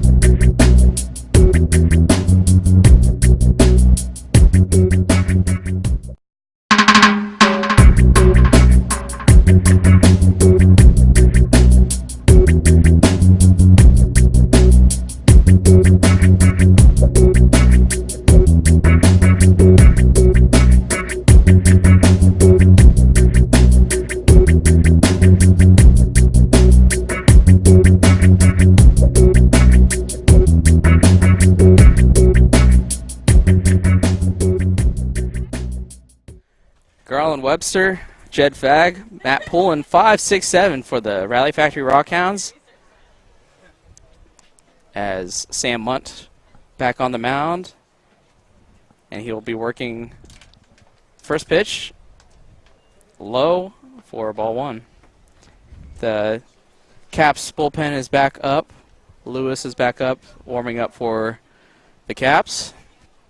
Webster laces into left field. That one's going to get down. That's going to roll to the fence. And Webster is off and running. That's going to be gathered by the left fielder. Thrown in. Nice long throw, but not in time to get Webster, who stands up with a 1-0 double. Really solid solid day for Garland Webster so far. It's only the 5th inning, and he's already got his 4th trip to the base paths. He's not the only guy in the game that has reached base that many times. There's been some really great hitters today, but Garland Webster with an RBI single, 2 walks and a double. He's having himself a day. And so Jed Fagg looking for his 3rd RBI. Back-to-back appearances, he's gotten hits in his last 2 of his 3 at-bats. Struck out in the 1st, got a single in the 2nd. I gave him a single in the 3rd. Could be questionably an error, but he has 2 RBIs to speak of, and that pitch is low for ball 1. Yeah, solid contact on that last at-bat. Definitely a ball that could have been played on in left field, but regardless, it drops and it scores a run. He's knocked 2 runs in. So Munt on this windy day at Billy and Louise Yarborough Stadium checks second, comes home, and that one is fisted to the shortstop. He's going to need to make a strong throw. That one's away from the first baseman, Doshbach, and Webster will advance to 3rd. Fagg advances to 2nd, so on the errant throw from the shortstop, Andrew Martinez, both runners move up to scoring position. Another error made by the Puff Caps today. That is the 5th one by my count. Just a really tough day for them. They made every kind of error you can really make. They've dropped catches. They've completely missed red fly balls. Balls are dropped in front of them. Now they've made throwing errors on the infield. Their pitcher threw one away. And so Poulin, the catcher, looking to take advantage of it. He is 0 for 2 with a walk, and they might be making a pitching change as the manager, Mike Zarelli, coming out to the mound, making a slow walk out. And in the bullpen is Jake Lewis for the Puff Caps. He's just talking to his pitcher right now, so we'll see if he gives him another batter and pull in. But no, he makes a change, makes a signal. As soon as the umpire started walking out to kind of break up that meeting, they indeed will go to the lefty, Jake Lewis. Meanwhile, for the Rally Factory Rock Hounds, they have activity in their bullpen as well. Ryan Pierman worked the last 1 1/3 innings for them. Tommy Balmain is warming up for the Rock Hounds. But we'll shift focus to the left-handed pitcher out of Hart, California, the UNLV commit, Jake Lewis, 6'4", 205. A lot of length and tall pitchers that have been featured so far for the Caps. Yeah, the Caps have some really, I mean, obviously everyone on this team has some sort of future, even though they really haven't shown a whole lot of impressive things outside of their hitting today. There's a lot of future for everybody that you've seen out there today, obviously, because they've all managed to get commitments to big schools. So you look at everyone here today, and you just see a lot of raw talent. You see a lot of guys that, with the right coaching, can make up for some of those mistakes and just get better at throwing strikes and at, you know, for the fielders not making errors. And then, you know, that really could be some potential big league players on this team. I mean, when you look at all the guys that are going D1, 1 or 2 of these guys could end up in the MLB one day. All of them have that opportunity when going to college. And you look at, just for the Cap side, Austin Todd has had a monster game. They pitched around him, and that definitely, you can't argue that strategy by not giving up any runs in that last half inning. And that's something that the Caps offer that has to be aware of if you are the Rally Factory Rock Hounds. Rock Hounds feature very talented players as well, though.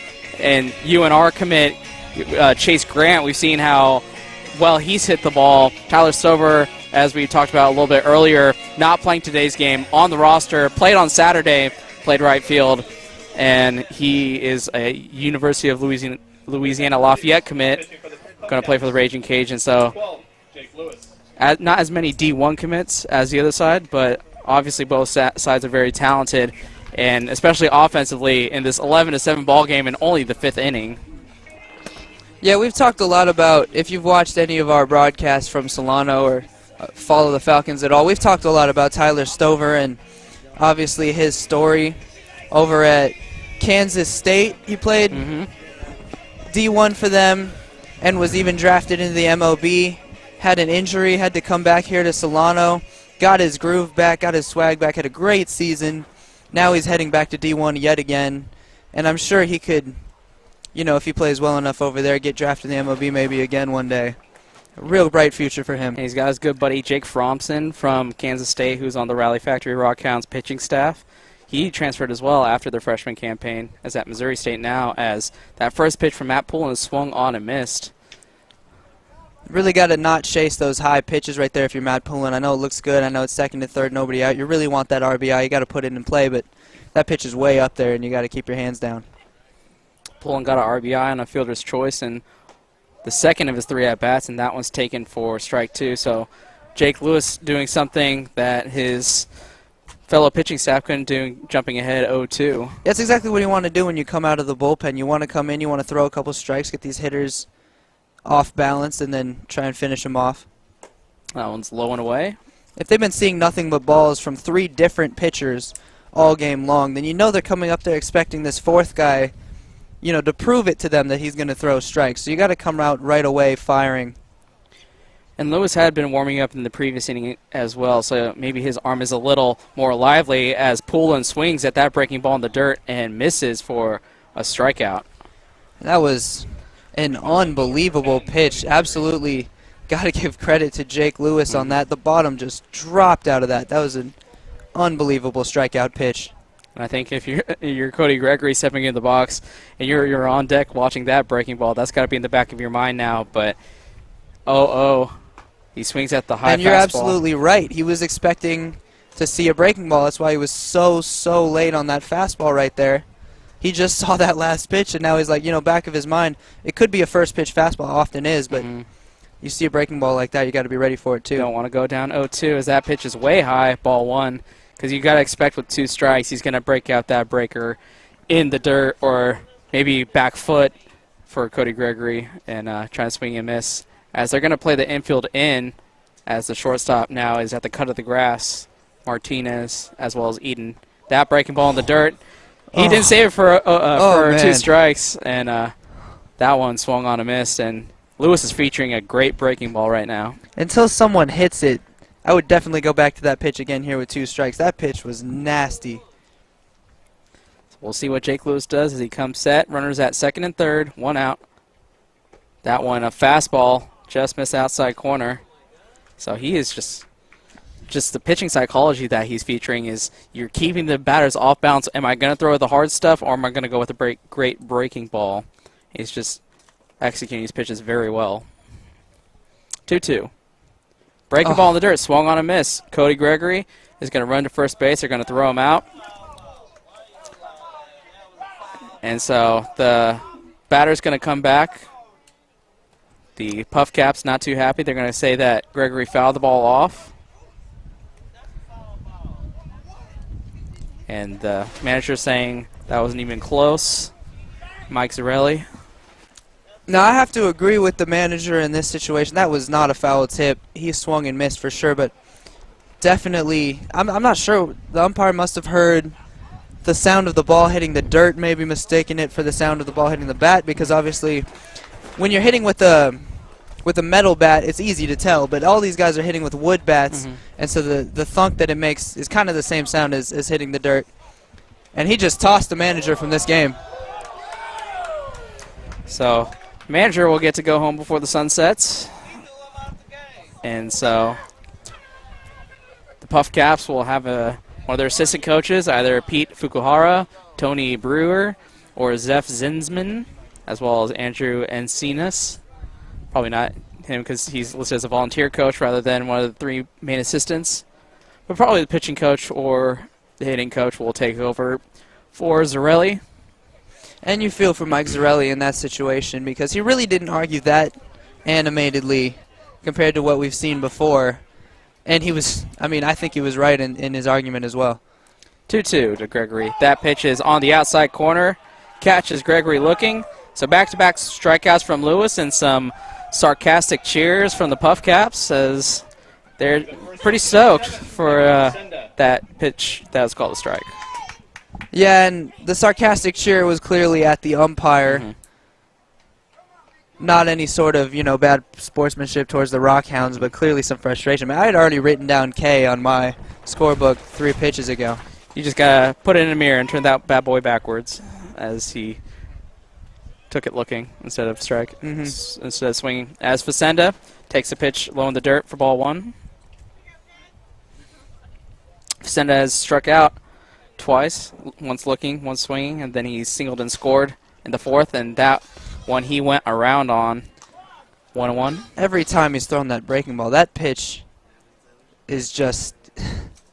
I'm struggling to find an accurate description for it. That is an unbelievable breaking ball. It's a nasty breaking ball that just has late life to it. I think that's what really gets these batters, that it stays in the zone so long and then just dips out of it as Facenda swings at the fastball, misses 1 and 2. And you can't deny he's got velocity on the fastball too. He's not throwing straight gas, but he's got enough speed on that fastball that he can get you off balance with either one. It speeds up the fastball. When he first came in, he featured the fastball. You're thinking, oh, not the hardest throw I've ever seen.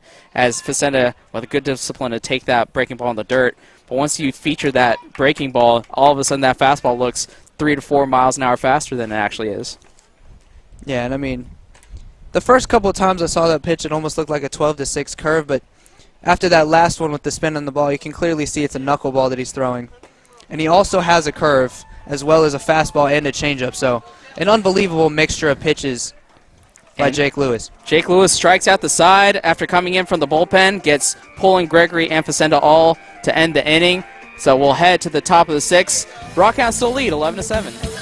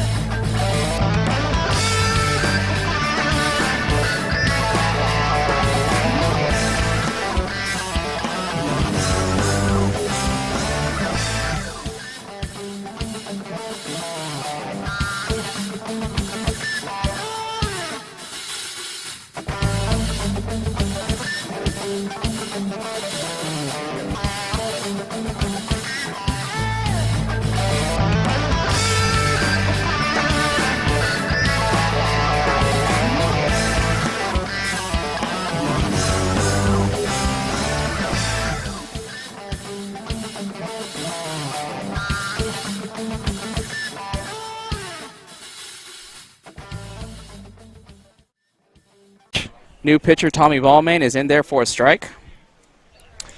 Tommy Balmain pitched against the Falcons last season in the for American River Community College. We saw them play a couple times. He's a commit to Sac State. Last year with American River, 4-5 with a 5.37 ERA, 25 strikeouts in 58.2 innings. He's typically a starter. He's made 3 relief appearances, but 10 starts last season.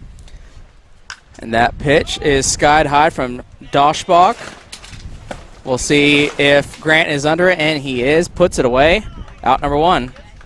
And, of course, Doshbach was still at the plate when Todd got thrown out trying to advance on the ball in the dirt to second base with a great play from the catcher Pullen to gun him down.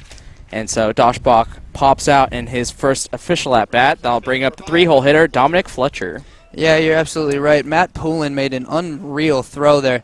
We were talking about the shadows at the time, and he seemed to have missed it in the shadow, but he picked the ball up and made the throw. And I mean, who the shadows really hurt is not so much the fielders for the most part. I mean, shadows mess up with them a little bit, but it's the hitters and the catchers, because you're seeing the ball, it starts in the sun and it hits into the shade and then comes back up again. Yep. As that pitch is fouled off, and it just messes with your eyesight. And that's the biggest issue, is that it's so well seen in the sunlight. You see the spin of the ball, and all of a sudden it disappears. Exactly. It's just that split second that it just messes with your timing. And that adds to Jake Lewis, what he just did. You can't count the fact that you can't see the spin of the ball. It's really hard to read a breaking ball like a knuckleball or a curveball or even a changeup when you can't tell the spin of the ball. So it looks like a fastball at first. Maybe you can tell there's a little bit of speed difference, and then you have no idea what's going on. That pitch is low and away, 2-2. It makes it so hard to predict where the ball is going to go. And every single one of those hitters that came up last inning against him looked really fooled.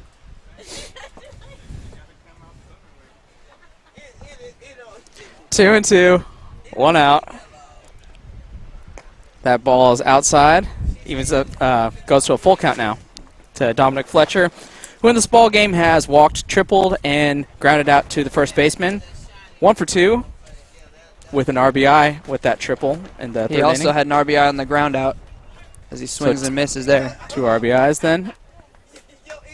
And so swinging miss, and so good relief appearance from Tommy Ballman, who you mentioned doesn't have that many relief appearances in his community college career, and I think that's what summer ball's for, is to maybe expand your capabilities and become like a swing guy. I think that makes you more marketable for when you're trying to transfer out of JUCO into the next level. You know, the more that you can do, that ball's the fouled more out. hoping that wouldn't hit Yep. us. The You more, never know, man. Yeah, with this 10 over, I mean, it's been 3 years that I've been doing Solano baseball. Never been hit so far. That just means I'm due. oh yeah, We're that due means you got to for be it. more on it. Yeah. As soon as you let your guard down, that's when it hits you. Yep. That pitch is high, 1-1. But like you were saying, the more that you can do in any sport, especially a sport like baseball, where there's 10 openings on the field, and there's 3 different kinds of pitchers when you have a closer, a regular reliever, and a starter. The more that you can do, the more that they can use you. And for Tommy Ballman, he struggled as a starter last year, and when you struggle as a starter, they look for other ways to use you. If they really believe you have the stuff, as Tommy Ballman does, and you have some skill, if you're struggling as a starter, they could try you as a reliever. There's other things that they can do for you. So if he can get good as a reliever, a lot of times starters take a little bit off their fastest pitches to try and last the length of the game, you know, and have longevity. So when you know you're only going to come in for an inning or two, you put some more on it, you know, get a little extra oomph on that pitch. So that pitch is inside, evens the count 2-2. To James Free. 1-2. 1-4-2, excuse me, on the afternoon sac fly. Reached on fielder's choice and singled. That one is popped high to the left side. Webster calls everybody off. He catches it. 1-2-3 inning for Tommy Ballman in his first inning of work. So we'll head to the bottom of the 6th. Score is still 11-7. Hi, I'm Jack Priddy. Thanks for watching the Solano College Sports Network.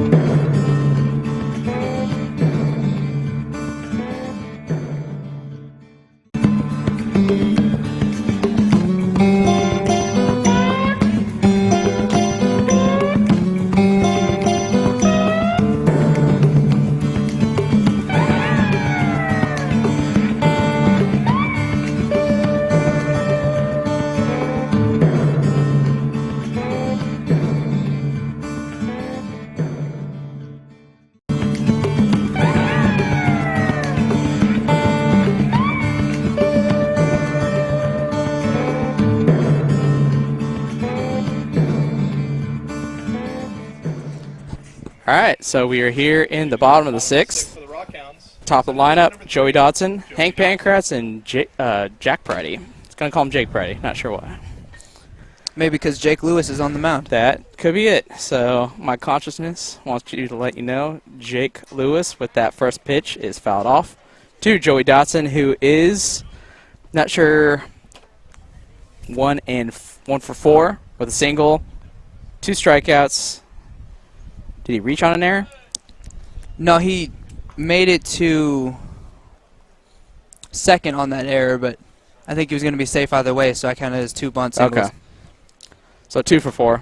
Definitely interested what these guys are going to do against Jake Lewis after such a strong showing. He struck out the side in order, came in with second and third on and nobody out, and did not give up a run. Yeah, definitely great relief an appearance. Impressive performance. Dodson fouls it off 2-2, and he's got to be looking for the breaking stuff now. Behind in the count, he's been featuring all fastballs to Dodson. I think that's what the catcher Free might be talking to him about, what he wants to do 2-2 here to Dodson, who has struck out twice already. Sam Munt really had to appreciate his relief appearance there because he had already given up 3 runs. 2 were earned because there were some errors made behind him, but he could have been on the hook for 2 more runs, and that really would have hurt the ERA. But you look at Jake Lewis coming in here, and and getting those 3 strikeouts to avoid those 2 run scoring. And Josh Moore is in the bullpen for the Rock Hounds as Dotson strikes out swinging his 3rd strikeout. And so the Balmain's one impressive 1-2-3 performance could be backed up by Josh Moore in this bullpen. So Jake Lewis with 4 straight strikeouts now, looking for anyone to be able to have any kind of clue on what he's throwing right now with these pitches. And Hank Pankratz, the lefty-on-lefty matchup, can't be too favorable, but Pankratz, he's an unbelievable hitter. As he takes that first pitch, kind of nods his head, yep, okay. Now I see it. That pitch is dirty, man. Yeah, and he's been featuring it all in the dirt. That was the first time he's thrown that on the first pitch. So Pankratz just has to take it as he swings and misses at that second pitch. 0-2. Quickly ahead is Jake Lewis. It's such an unpredictable pitch, and he managed to throw it, and Pankratz wasn't going to swing at it, so he took it looking for a strike. So, the location on that one was great, too. And so Pankratz chokes up on the bat a little bit. 0-2. Takes it outside. Ball 1. Tried to go with the fastball that time since he started him with the knuckle. And there you can see a good look at Pankratz, but you can also see the shadows that the players have to deal with. The light side, obviously the sun with the shadows. As Pankratz swings and misses in the dirt. 5 strikeouts and 5 plate appearances for Jake Lewis against the Rock Hounds. And I know you couldn't hear that at home, but a couple of the Puff Caps players making fun of the ump said that one was a foul ball. Hey, that's... You kind of have to just take that if you're the ump and you throw out the coach on a questionable kind of call. But nonetheless, Jack Pridey comes up with 2 outs, facing Jake Lewis, trying to get the first hit against Lewis as he takes the ball high. 1-0. Or even just make an out by putting it in play. Nobody has been able to hit this kid. 5 straight strikeouts. 1-0. Pitch in the dirt. 2-0. And you mentioned the shadows. We talked about it over the break, but the fans at home didn't really hear. When you have pitches and you have a hitter who you got the pitcher's in the shade and then it comes through the light and then it comes through the shade again, you can't see the rotation or the spin on the ball, and that really matters, especially when he's not throwing a fastball. When he throws that changeup or that curveball or that knuckleball, the way hitters read where the ball is going to go or if it's going to dip is by seeing the spin on the ball. If you can't see the spin on the ball, you're going to be clueless. But the key is Lewis has to stay in the strike zone as Pridey has taken 3 balls, gets ahead in the count. First batter to really jump ahead of Jake Lewis. So we'll see if Pridey can do anything with the 3-1 pitch. Takes it. Might have even clipped him on the elbow, but he takes it inside and will walk for the first base runner that Jake Lewis has allowed. That'll bring up Chase Grant, the lefty out of Palomar, going to UNR. 2 for 4, 2 singles, reached on a fielder's choice, and also flew out to center field. After the major struggles of the early pitching for the Puff Caps, they have not had a walk since the 2nd. Actually, since the 3rd. There was 1 walk in the 3rd inning, so a whole lot of walking early on in this game, and they've settled down, throw a lot more strikes, and made the Rock Hounds hitters actually put the ball in play. So 1-0's the count. Grant takes the breaking ball in there for a strike. Use up the count 1-1. Another brilliant location on that pitch. He's managing to throw it 4 strikes. It's not like one of those unpredictable pitches you just don't know. He doesn't even know where it's going to go. He knows exactly where he's putting it. That fastball is taken high. Honestly, the fastball is the one that's more out of control right now than his breaking pitches. Yeah, and they're all just taking the fastball, at least Pridey was in his at-bat, even Pankratz. So Lewis has to locate that fastball to make that breaking ball even more effective. Breaking ball in there, strike 2. My God, that was such a beautiful pitch. Yeah, I think that's why Lewis is going to UNLV straight out of high school. The Rebels will definitely like that. Lefty coming out of the bullpen. You got to question if why he's coming out of the bullpen. As that pitch is swung on and missed, strikes out the side. Yet again, back-to-back innings for Lewis to strike out the side. So the Rock Hounds get a base runner, can't do anything with it. We'll head to the top of the 7th. Rock Hounds lead 11-7.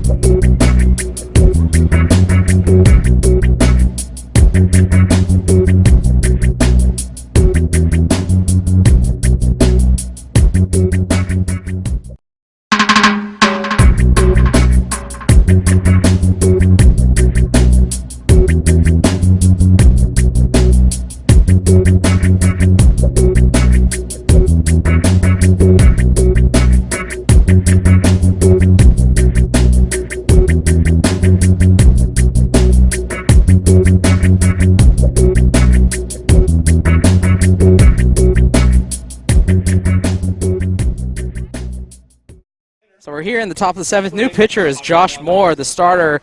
The last broadcast we had at SCSN featuring the Rally Factory Rock Hounds. He was a starting pitcher.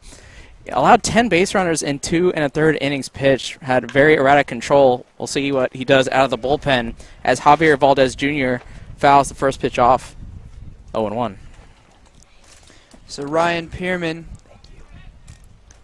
he'll be the pitcher of record after going, I believe, 1 1/3 innings pitched, 2 1/3. Yeah, 2 1/3 innings pitched. Came in for Labie, who pitched 3.2. And Pierman surrendered 4 runs. So 1-1 pitch, and that one is chopped past Fag but foul. I think he would be 1 1/3 because 3 2/3 for Labie, 1 1/3 gets you to 5 innings. 6th inning, Balmain pitched the whole inning. Oh, that's right. He was the 7th, so 1 1/3 for Pierman. He is a pitcher of record, though, because he finished the 5th inning. And we'll see what Moore does out of the pen. He's ahead 1-2 to Valdez. That one is laced to center field, but easy play for Dawson to make as he drifts over, makes the first out for out number 1. That'll bring up Kona Quiggle, and after him, Alejandro Lara. Brings up right fielder number 22, Kona Quiggle. So we'll see what the switch-hitting Quiggle can do. He is 0 for 3. He batted twice and made 2 outs in that 4th inning. Can't be happy about that as he takes the first pitch outside. Yeah, no, really. I mean, you get 10 hitters in an inning, 3 guys making out, and you made 2 of those outs. Can't feel good. It's a tough inning. That one is laced high. Second baseman Pridey getting called off by Grant, and Grant has it easy for out number 2. That'll bring up Alejandro Lara. Struck out his first 2 times, but his third at-bat was a really good one. He nearly doubled down the right field line, just foul, and then the very next pitch he sent a very hard line drive single. He looks to build off the momentum of that third at-bat. So there you get a look at our center field camera and the shadows that are here at Billy and Louise Yarborough Stadium as that pitch is called strike 1. Field's nearly entirely in shadows now as the sun goes down. I think the important part is there's a little patch of sunlight that might mess with the hitters because it'll go shadow to light to shadow. Yeah, there's still light in between the shadows from the pitching mound, so the hitters is definitely messing with them, but for the fielders, not too bad, although in right field there's definitely some shadows in front with some sunlight. But you talked about the steadiness of Grant in right field, so a good guy to have defensively if you're the Rock Hounds, as that pitch is taken low, 1-2.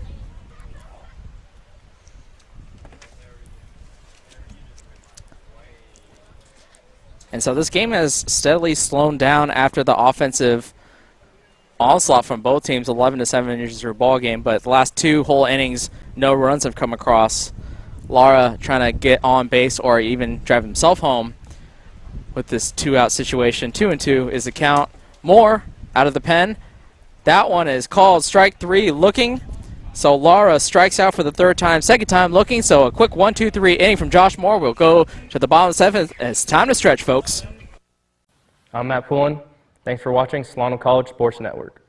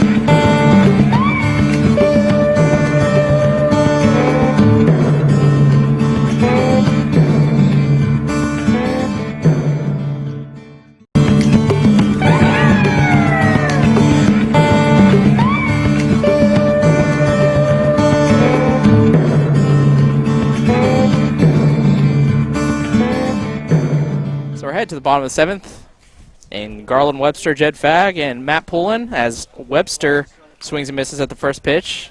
3rd inning of work for Jake Lewis, and he's been very impressive for the Caps. Webster 2 for 2, And 2 walks. Man, don't speak with your mouth full. 0-2. Come on, man. I gotta call you out on that one. Shh. I know we just got some free hot dogs, but shove them in your face between the innings. 0-2 to Garland Webster. Fouled off. Already 2 strikes on him, so Jake Lewis is 1 strike away from his 7th strikeout and 7 outs. Yeah, only absolutely remarkable so far. 7 plate appearances so far. Only Pridey has reached on a walk, and Garland Webster has to take that looking. And so that's the 3rd strikeout looking on that breaking ball that Lewis features out of his 7 strikeouts. So I can honestly say that is the nastiest pitch I've seen here at Solano. In any of the games that I broadcast here, that is the nastiest pitch I've seen. Yeah, you're close to a dozen games almost for you, right? Here? Yeah, maybe something not like that. There's almost double been digits. a few. As Fag looks at that first pitch for a strike. He's either 1 for 4 or 2 for 4, depending on how you scored one of his at-bats. 0-2.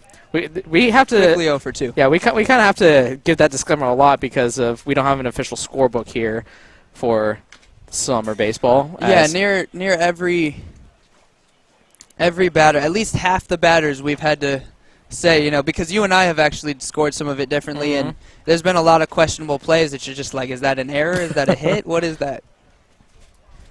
So 0-2, Lewis is ahead, and Fag fouls that ball off, stays 0-2. There's a couple times I thought about putting IDK in the scorebook.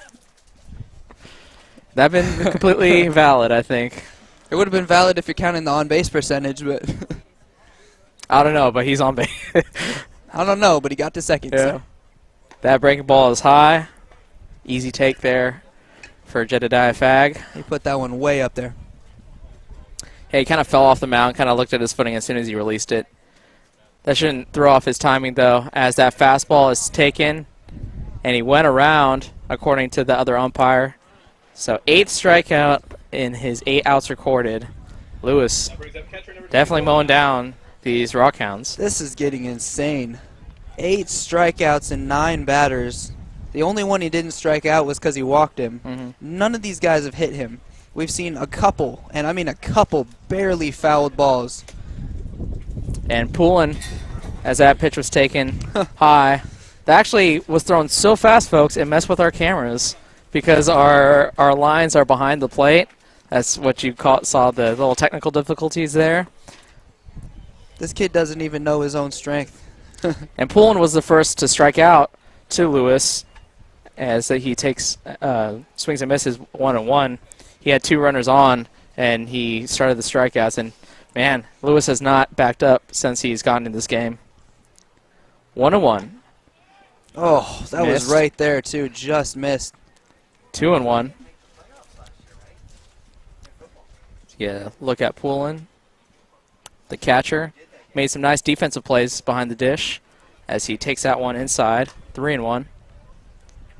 Activity for the Rock Hounds, Jay Wagner, the closer. Not a safe situation with the 4-run lead, but obviously you want to nail home these final 6 outs if you're the Rock Hounds, as that one's in on the corner, evens the count 3-2. Excuse me, not evens the count. Brings it to a 3-2 count. Full count. Lewis a strike away from striking out the side for 3 innings in a row. And he strikes out Poulin swinging, so 3 innings of work, 9 strikeouts. Can't get much better than that. We'll head to the top of the 8th. Rock Hounds still lead, though, 11-7.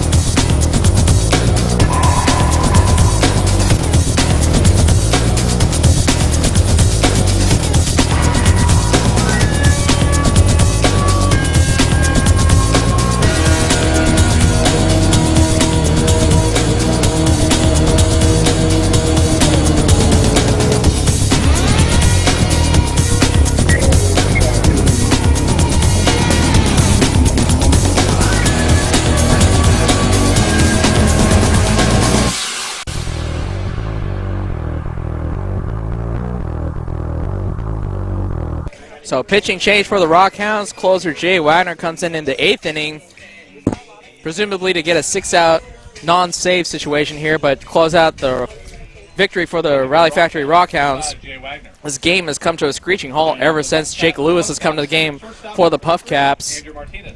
And both sides have pitched very well out of the bullpen as well. Balmain and Josh Moore, the two previous relievers before Wagner, allowing no hits back-to-back 1-2-3 innings. As that Wagner pitch is chopped on, Fag can't make a one-handed unbelievable throw, just trickles off his hand, and Martinez reaches on that single. Yeah, that's not the way you want to handle that play right there, because he had time to kind of range over and get it into his glove, and he tried to barehand it and be pretty with it. But with the 4-run lead, I don't blame him, to try and make that play, but definitely could have gone to his glove on that one. So Cameron Eaton, the second baseman, takes that first pitch strike. Double play situation, obviously, if you were the Rock Hounds. Jay Wagner, definitely a fan favorite out of that bullpen with that ridiculous hair and and when I say ridiculous, I mean that in a good way. In the best possible sense, as that chopper to Fag, he gloves it this time, makes a good transfer. That pitches that throws in the dirt though. I believe he is called safe. That's an example of how you want to treat the play that he had in the last situation. Of course, the throw is not what you wanted, but another infield single. And back to Jay Wagner. Ridiculous is a word I will use to describe his season and his statistics as well. 1-0 with an ERA of 0. 7 saves. He was perfect this season. Struck out 14 and 18 in the third innings pitched. Made 1 start. It was the final game of the season. He pitched very well in it, as well as 15 relief appearances. He had a crazy season, and with that sidearm throwing angle, very hard for hitters to pick up. He's going to be really great wherever he goes. Yeah, these two runners on at first and second have not made good contact at all. They've just managed to trickle it in fair territory, made tough plays for the third baseman to make, and now Wagner's in a tough situation as a good opposite field approach from Todd allows it to lace into right field. Strong throw to Grant, comes into the cutoff man, but not before Martinez comes around to score. So Wagner touched up for a run here in the top of the 8th. Now that's funny. You just mentioned a perfect entire season for Wagner. 18 in the third innings pitched. He didn't give up any runs. You mentioned it, not me. So I'm going to blame you for ruining the ERA. Yeah, a perfect ERA. And then here we are, it's been maybe 5-6 pitches, and he's already given up a run. Yeah, that's baseball sometimes. In summer. During the game where Josh Moore was pitching, he actually got 7 walks in the game. And we were talking about Clayton Kershaw during the broadcast. So Josh Moore had as many walks in that game as Clayton Kershaw did into the season at that point. So that pitch is taken for a strike. Andrew Doshbach, who came in for backs in the 5th inning. And if you're Wagner, you know what your skill level is. You're not going to be too stressed right now. There's runners in first and third. It's a big situation. But you got to just trust in your stuff and get up there and try to take, one batter at a time, get out after out. You might give up another run, but you came in with the 4-run cushion for a reason, All you got to do is leave this inning with the lead and leave it up to whoever's going to finish this game. It might be him. That ball's hit straight back up the middle. It's going to fall in front of Dotson. Runner from third is going to score easily as he trots home. 2-run ball game, 11-9. Rock Hounds lead. Really, really good swing there by Doshbach. It was a low pitch, kind of in on his hands a little bit, and he had to be really athletic to make contact with that one. But I mentioned athleticism. Andrew Doshbach, this senior year here of high school, played varsity baseball, basketball, and football at his high school, so a very, very athletic kid. No hockey? Surprisingly not. It's such a popular sport out here, but definitely. As that pitch is fouled, we'll see if Garland Webster, he'll actually play it in fair territory.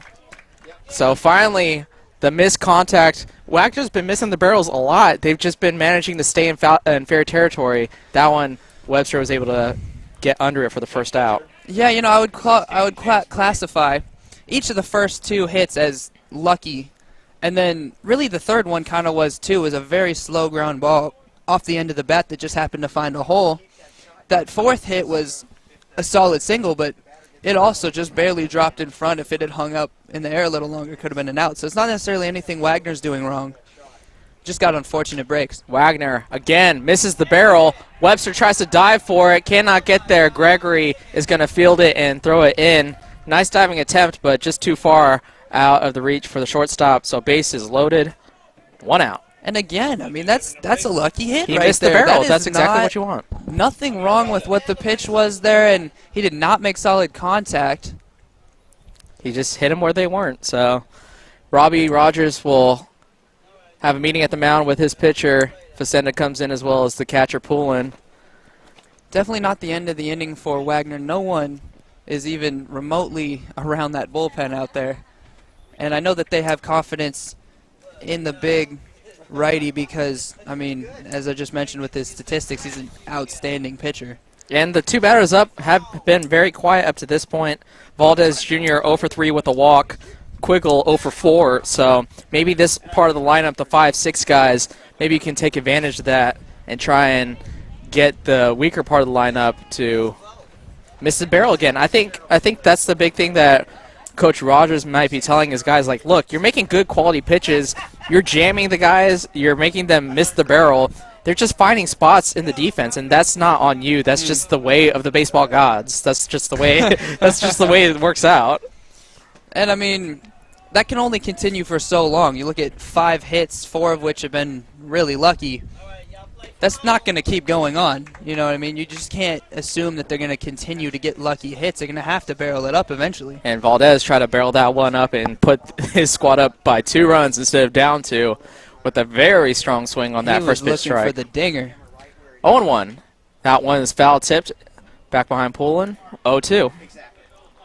Valdez, a guy who has not touched them all at all last season. Not a home run hitter at all. Only hit 143, as a matter of fact, at Ferguson High School. So, I mean, you may look at that swing. He's not really a power hitter. It's not something he should be looking for. But at the same time, you mentioned refining all your skills in the summer. You know, you don't know. Maybe he's been working on a little bit of an uppercut and hitting some balls hard in batting practice and trying to put it into play. Now that he has to go play Division I college baseball next year, maybe try to add something. 0-2 pitch on the outside, just missed. Another example of the inconsistent strike zone. That was right there. Yeah, and I think with the 0-2 count with the pitcher, they have room to play with, so you put it at the corner, make the umpire think. 1-2. That one is laced past Jed Fag under the glove. Cody Gregory is fielding it, but not before 2-run score. So this game is tied up at 11. And, man, another, I mean, really not that solid of a single. It was a good hit, definitely got more barrel than the last couple of hits, but that one just got underneath the body of Jed Fag at third base. Jed Fag over at third base, and another tough play for him this inning. He's not had the greatest inning. Yeah, and I think this is just simply, I don't want to just chuck it all up to luck, but there's a lot of lucky breaks that they're getting. Wagner gets hit with the ball, throws it to shortstop. They get the runner at second. Garland Webster gets hit by the runner, but they get 1 out. As finally, it's hard to say that you're lucky when Wagner gets hit with the ball, but you finally get a ball at a defender. Wagner throws it to an empty base at Webster. You get 1 of the 2 outs that you need. Bad throw right there by Wagner, though. It's really tough. He obviously throws sidearm, and obviously that works towards home, but when you're heading down towards second, and a lot of times you see sidearm pitchers in all levels of baseball can throw, they've been known to throw balls in the dirt, you know, when trying to make a quick throw from the sidearm position, and he just short-armed that one. That could have been a double play. Yeah, 2 other things, though, is when he fields it, his plant foot is going up the mound on the other side, so you're not exactly in the most natural footing. And the second thing is you're throwing to an empty base because there's no defender like right there. You're kind of leading the defender, and sometimes that messes with your accuracy. But he jumps ahead 0-2. They fake the throw to steal the second baseman. They try to deke the runner at third to try and fake him coming home to try and get him a pickle to get this third out that they so crucially need. But he's ahead 0-2 to Lara, and Lara has not put any good swings to say that he's picking him up very well. Valdez took off for second there, and Wagner didn't notice it. Poulin wanted to make the throw down to second, but Wagner was still in the way. Yeah, I actually think Poulin was trying to deke him and trying to get the runner at third to try and get him in a pickle. But obviously, we're not in the mind of Poulin, so we don't know exactly what went on. Yeah, and I mean, you look at 2 strikes and 2 outs here. All that Wagner's got to do is get the runner, or the hitter. It doesn't matter if the runner's at first or second in that situation, as long as he gets this guy. 1 and 2. Called third strike. So they get out of this very tough inning. All 9 batters for the Caps coming to the plate. 4 runs come across. All new ball game, folks. 11-11 as we head to the bottom of the 8th.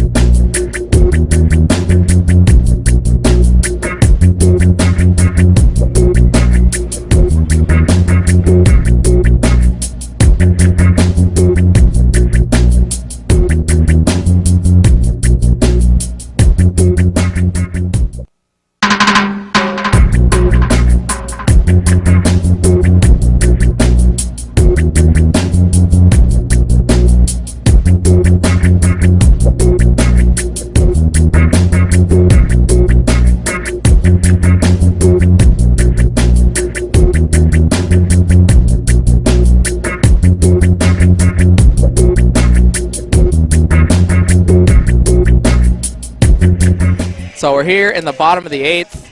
Jake Lewis finally gets some run support. He's been the trooper for the Caps and pitched very well out of the bullpen to keep this lead that the Rock Hounds have had to 4 on a consistent basis. And finally, the offense that we saw so early on in this game produced so many runs. They produced 4 in the top of the 8th, and now Lewis has a chance to put a shutdown inning on the books and hold them to 0 runs.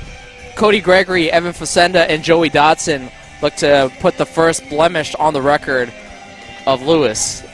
Lewis has primarily been a relief pitcher, and you rarely see him pitch this long. This is going to be his 4th inning of work, but it's because his pitch count is so low. He has struck out everybody but 1 hitter that he walked.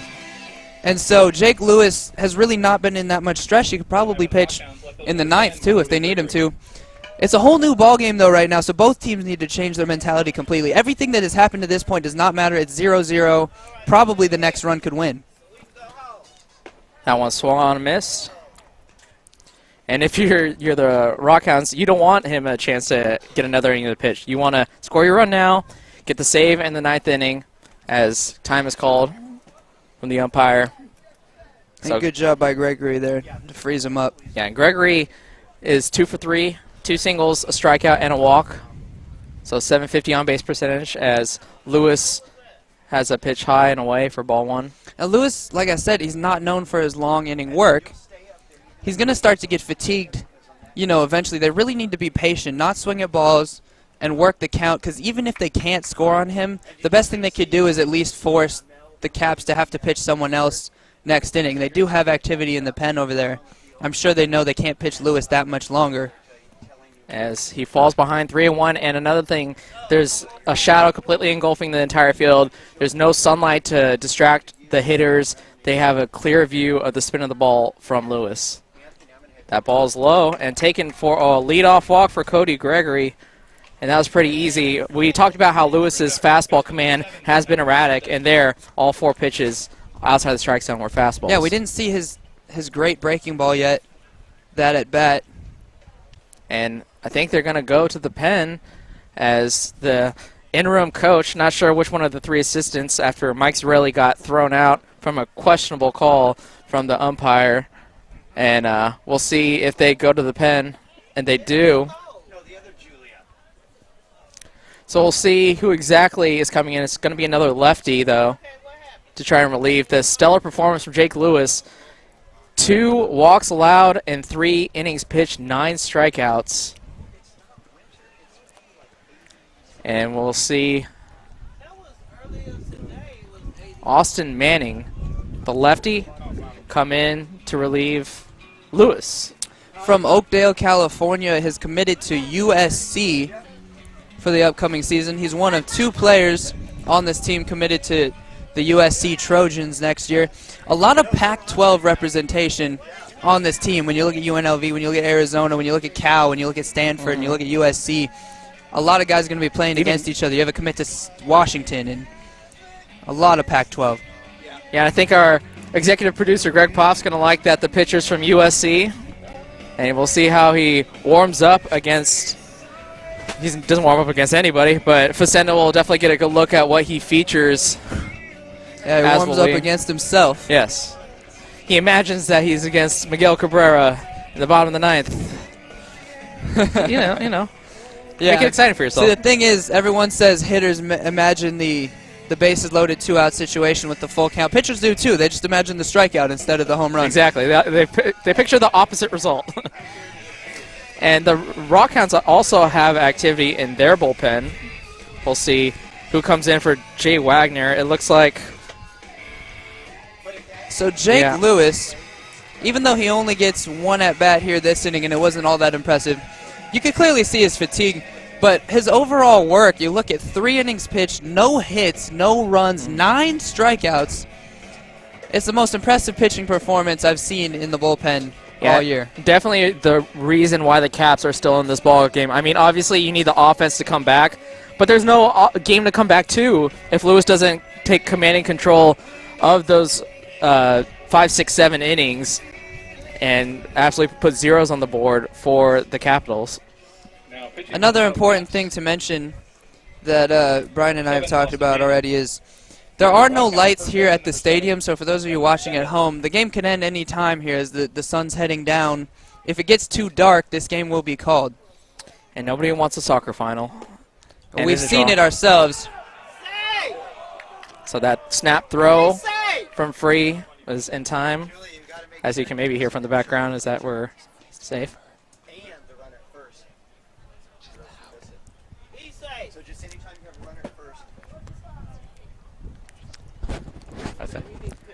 So Facenda squaring around a bunt, 1-0. Unable to get the bunt down.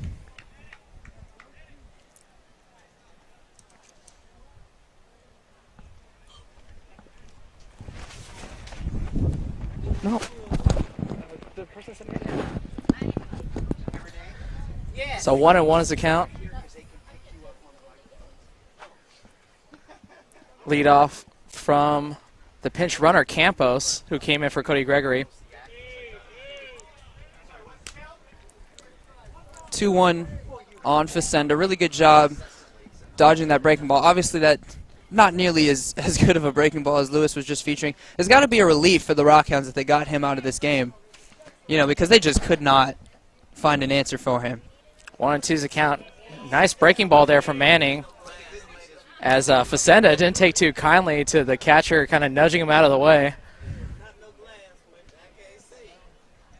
3-1 count now. It's actually 2-2. They corrected the scoreboard. So 1 pitch to play with for Manning to try and get Facenda swinging, who has struck out a couple times, and he does again. 4th strikeout for Evan Facenda. Gets a golden sombrero. Nobody likes that. You mentioned Jake Lewis. All those strikeouts he had kept them in the game, but not only because he was keeping the runs low, he helps their offense because you can hear how loud they just got for that last strikeout. They were getting really excited watching this pitching. Masterful performance. They know they're not down by that much because they had started to come back when it was 8-2 to make it 8-6. And now they see all this pitching out of the bullpen, and they're like, wow, we can do this. Fly to center. They're under it. Fletcher puts it away, out number 2. So Dotson gets 1 pitch, flies to center. So it'll take a 2-out rally for the Rally Factory Rock Hounds, trying to get at least a run back to try and get a safe situation and this win. They've been up this entire game, except when they scored 1 run in the top of the first. That was the last time they trailed. It was 1-0. But Pancras, the DH, in the box, takes it for a strike. And the whole Puff Caps team is just into this game right now. They weren't loud or vocal earlier. You saw that play there look really routine in center. We've seen them make mistakes on those plays all game long. They just seem more confident right now. So 0-1. Campos takes off. Pancratz fouls it back. Hit and run. And I think maybe something that was a catalyst for their energy might have been their manager being thrown out. That can have an effect on a squad where they feel like their manager was unjustly kicked out of this game. Not just that, but they feel like he was representing them in something that was right for them. So 0-2 now to Pancratz, takes that pitch high. Crazy breaking ball right there. It was way out of control. Yeah, it didn't really break towards the end, and that looked like it just squirted out of the hands of the pitcher, Manning. So Pancratz, the DH, looking to at least move the runner over. Campos goes. That ball's in the dirt. He can take. It hit him. Oh, it actually hit Pancratz. So an unlucky break, because if that pitch was in the dirt and went past the pitcher, Campos was running. He could easily get to third on that pitch, but he'll have to stay at second because Pancratz reaches base. But nonetheless, Jack Pridey, the second baseman, comes up, and he has yet to be retired, folks. And he's got two men on base. 1 for 1, 3 walks and a hit by pitch. Now that's a heck of a stat line when you reach 5 times, but you only have 1 hit. Yeah, not great for your batting average, great for your on-base percentage. And Pridey looking to drive in the first run for himself. Everybody around him has done a great job of driving in runs. But the run producer for Solano Falcons, playing second base for the Rally Factory Rock Hounds, in a clutch situation. Campos at second. That one is fouled off to the right side. You see Doshbach has a play on it. He does not. And that was just a tough play out of the reach for the first baseman. He put his head down and started sprinting, and by the time he picked it back up, he realized it was kind of behind him. A really tough play to make, though. But like I said, I mean, you see the speed right there of Doshbach, a 3-sport athlete. Absolutely phenomenal athleticism. Yeah, I wonder if he was a wide receiver going for an out pattern. He really looked like he could be. The way he was running right there, like he could have been a wide receiver in football. Or at least a tight end as a 0-1 pitch. Swung on and missed by Pridey. 0-2. That was a good location above the hands. You can't really do much with that except swing and miss or at least pop it out. That was a great pitcher's pitch if you're Austin Manning. And Doshbach at 6'3", 218. I'm sure on the basketball team he was probably a power forward or a center. That one's fouled back. Stays alive. Does Jack Pridey. Pridey doing a great job right now of just keeping the at-bat alive. He did that several times on some of the walks that he's drawn as well. We've seen him, no at-bat that he has had this game has been less than 4 pitches. Some of them have been up to 6 or 7. He's really been working the count and making the pitchers struggle for it. Campos at second. Gets a look from Manning. Goes home. That breaking ball in there. Strike 3. Pridey strikes out looking. Has some words for the home plate umpire as he walks to the dugout. And umpire has some words back. Yeah, he better be careful right now. We'll head to the top of the 9th. We'll see if everybody's still in this ballgame, folks. Tied up, 11-11. If you have an interest in a career in sports broadcasting, whether it's behind the scenes or on camera, then this is the class for you. Class is held every Wednesday from 1:30 to 4:30 in room 121 alongside the library building. For more information, contact Greg Poff. That's me at solano.edu. we hope to see you here next semester. And remember, It's more than just sports. It's an education.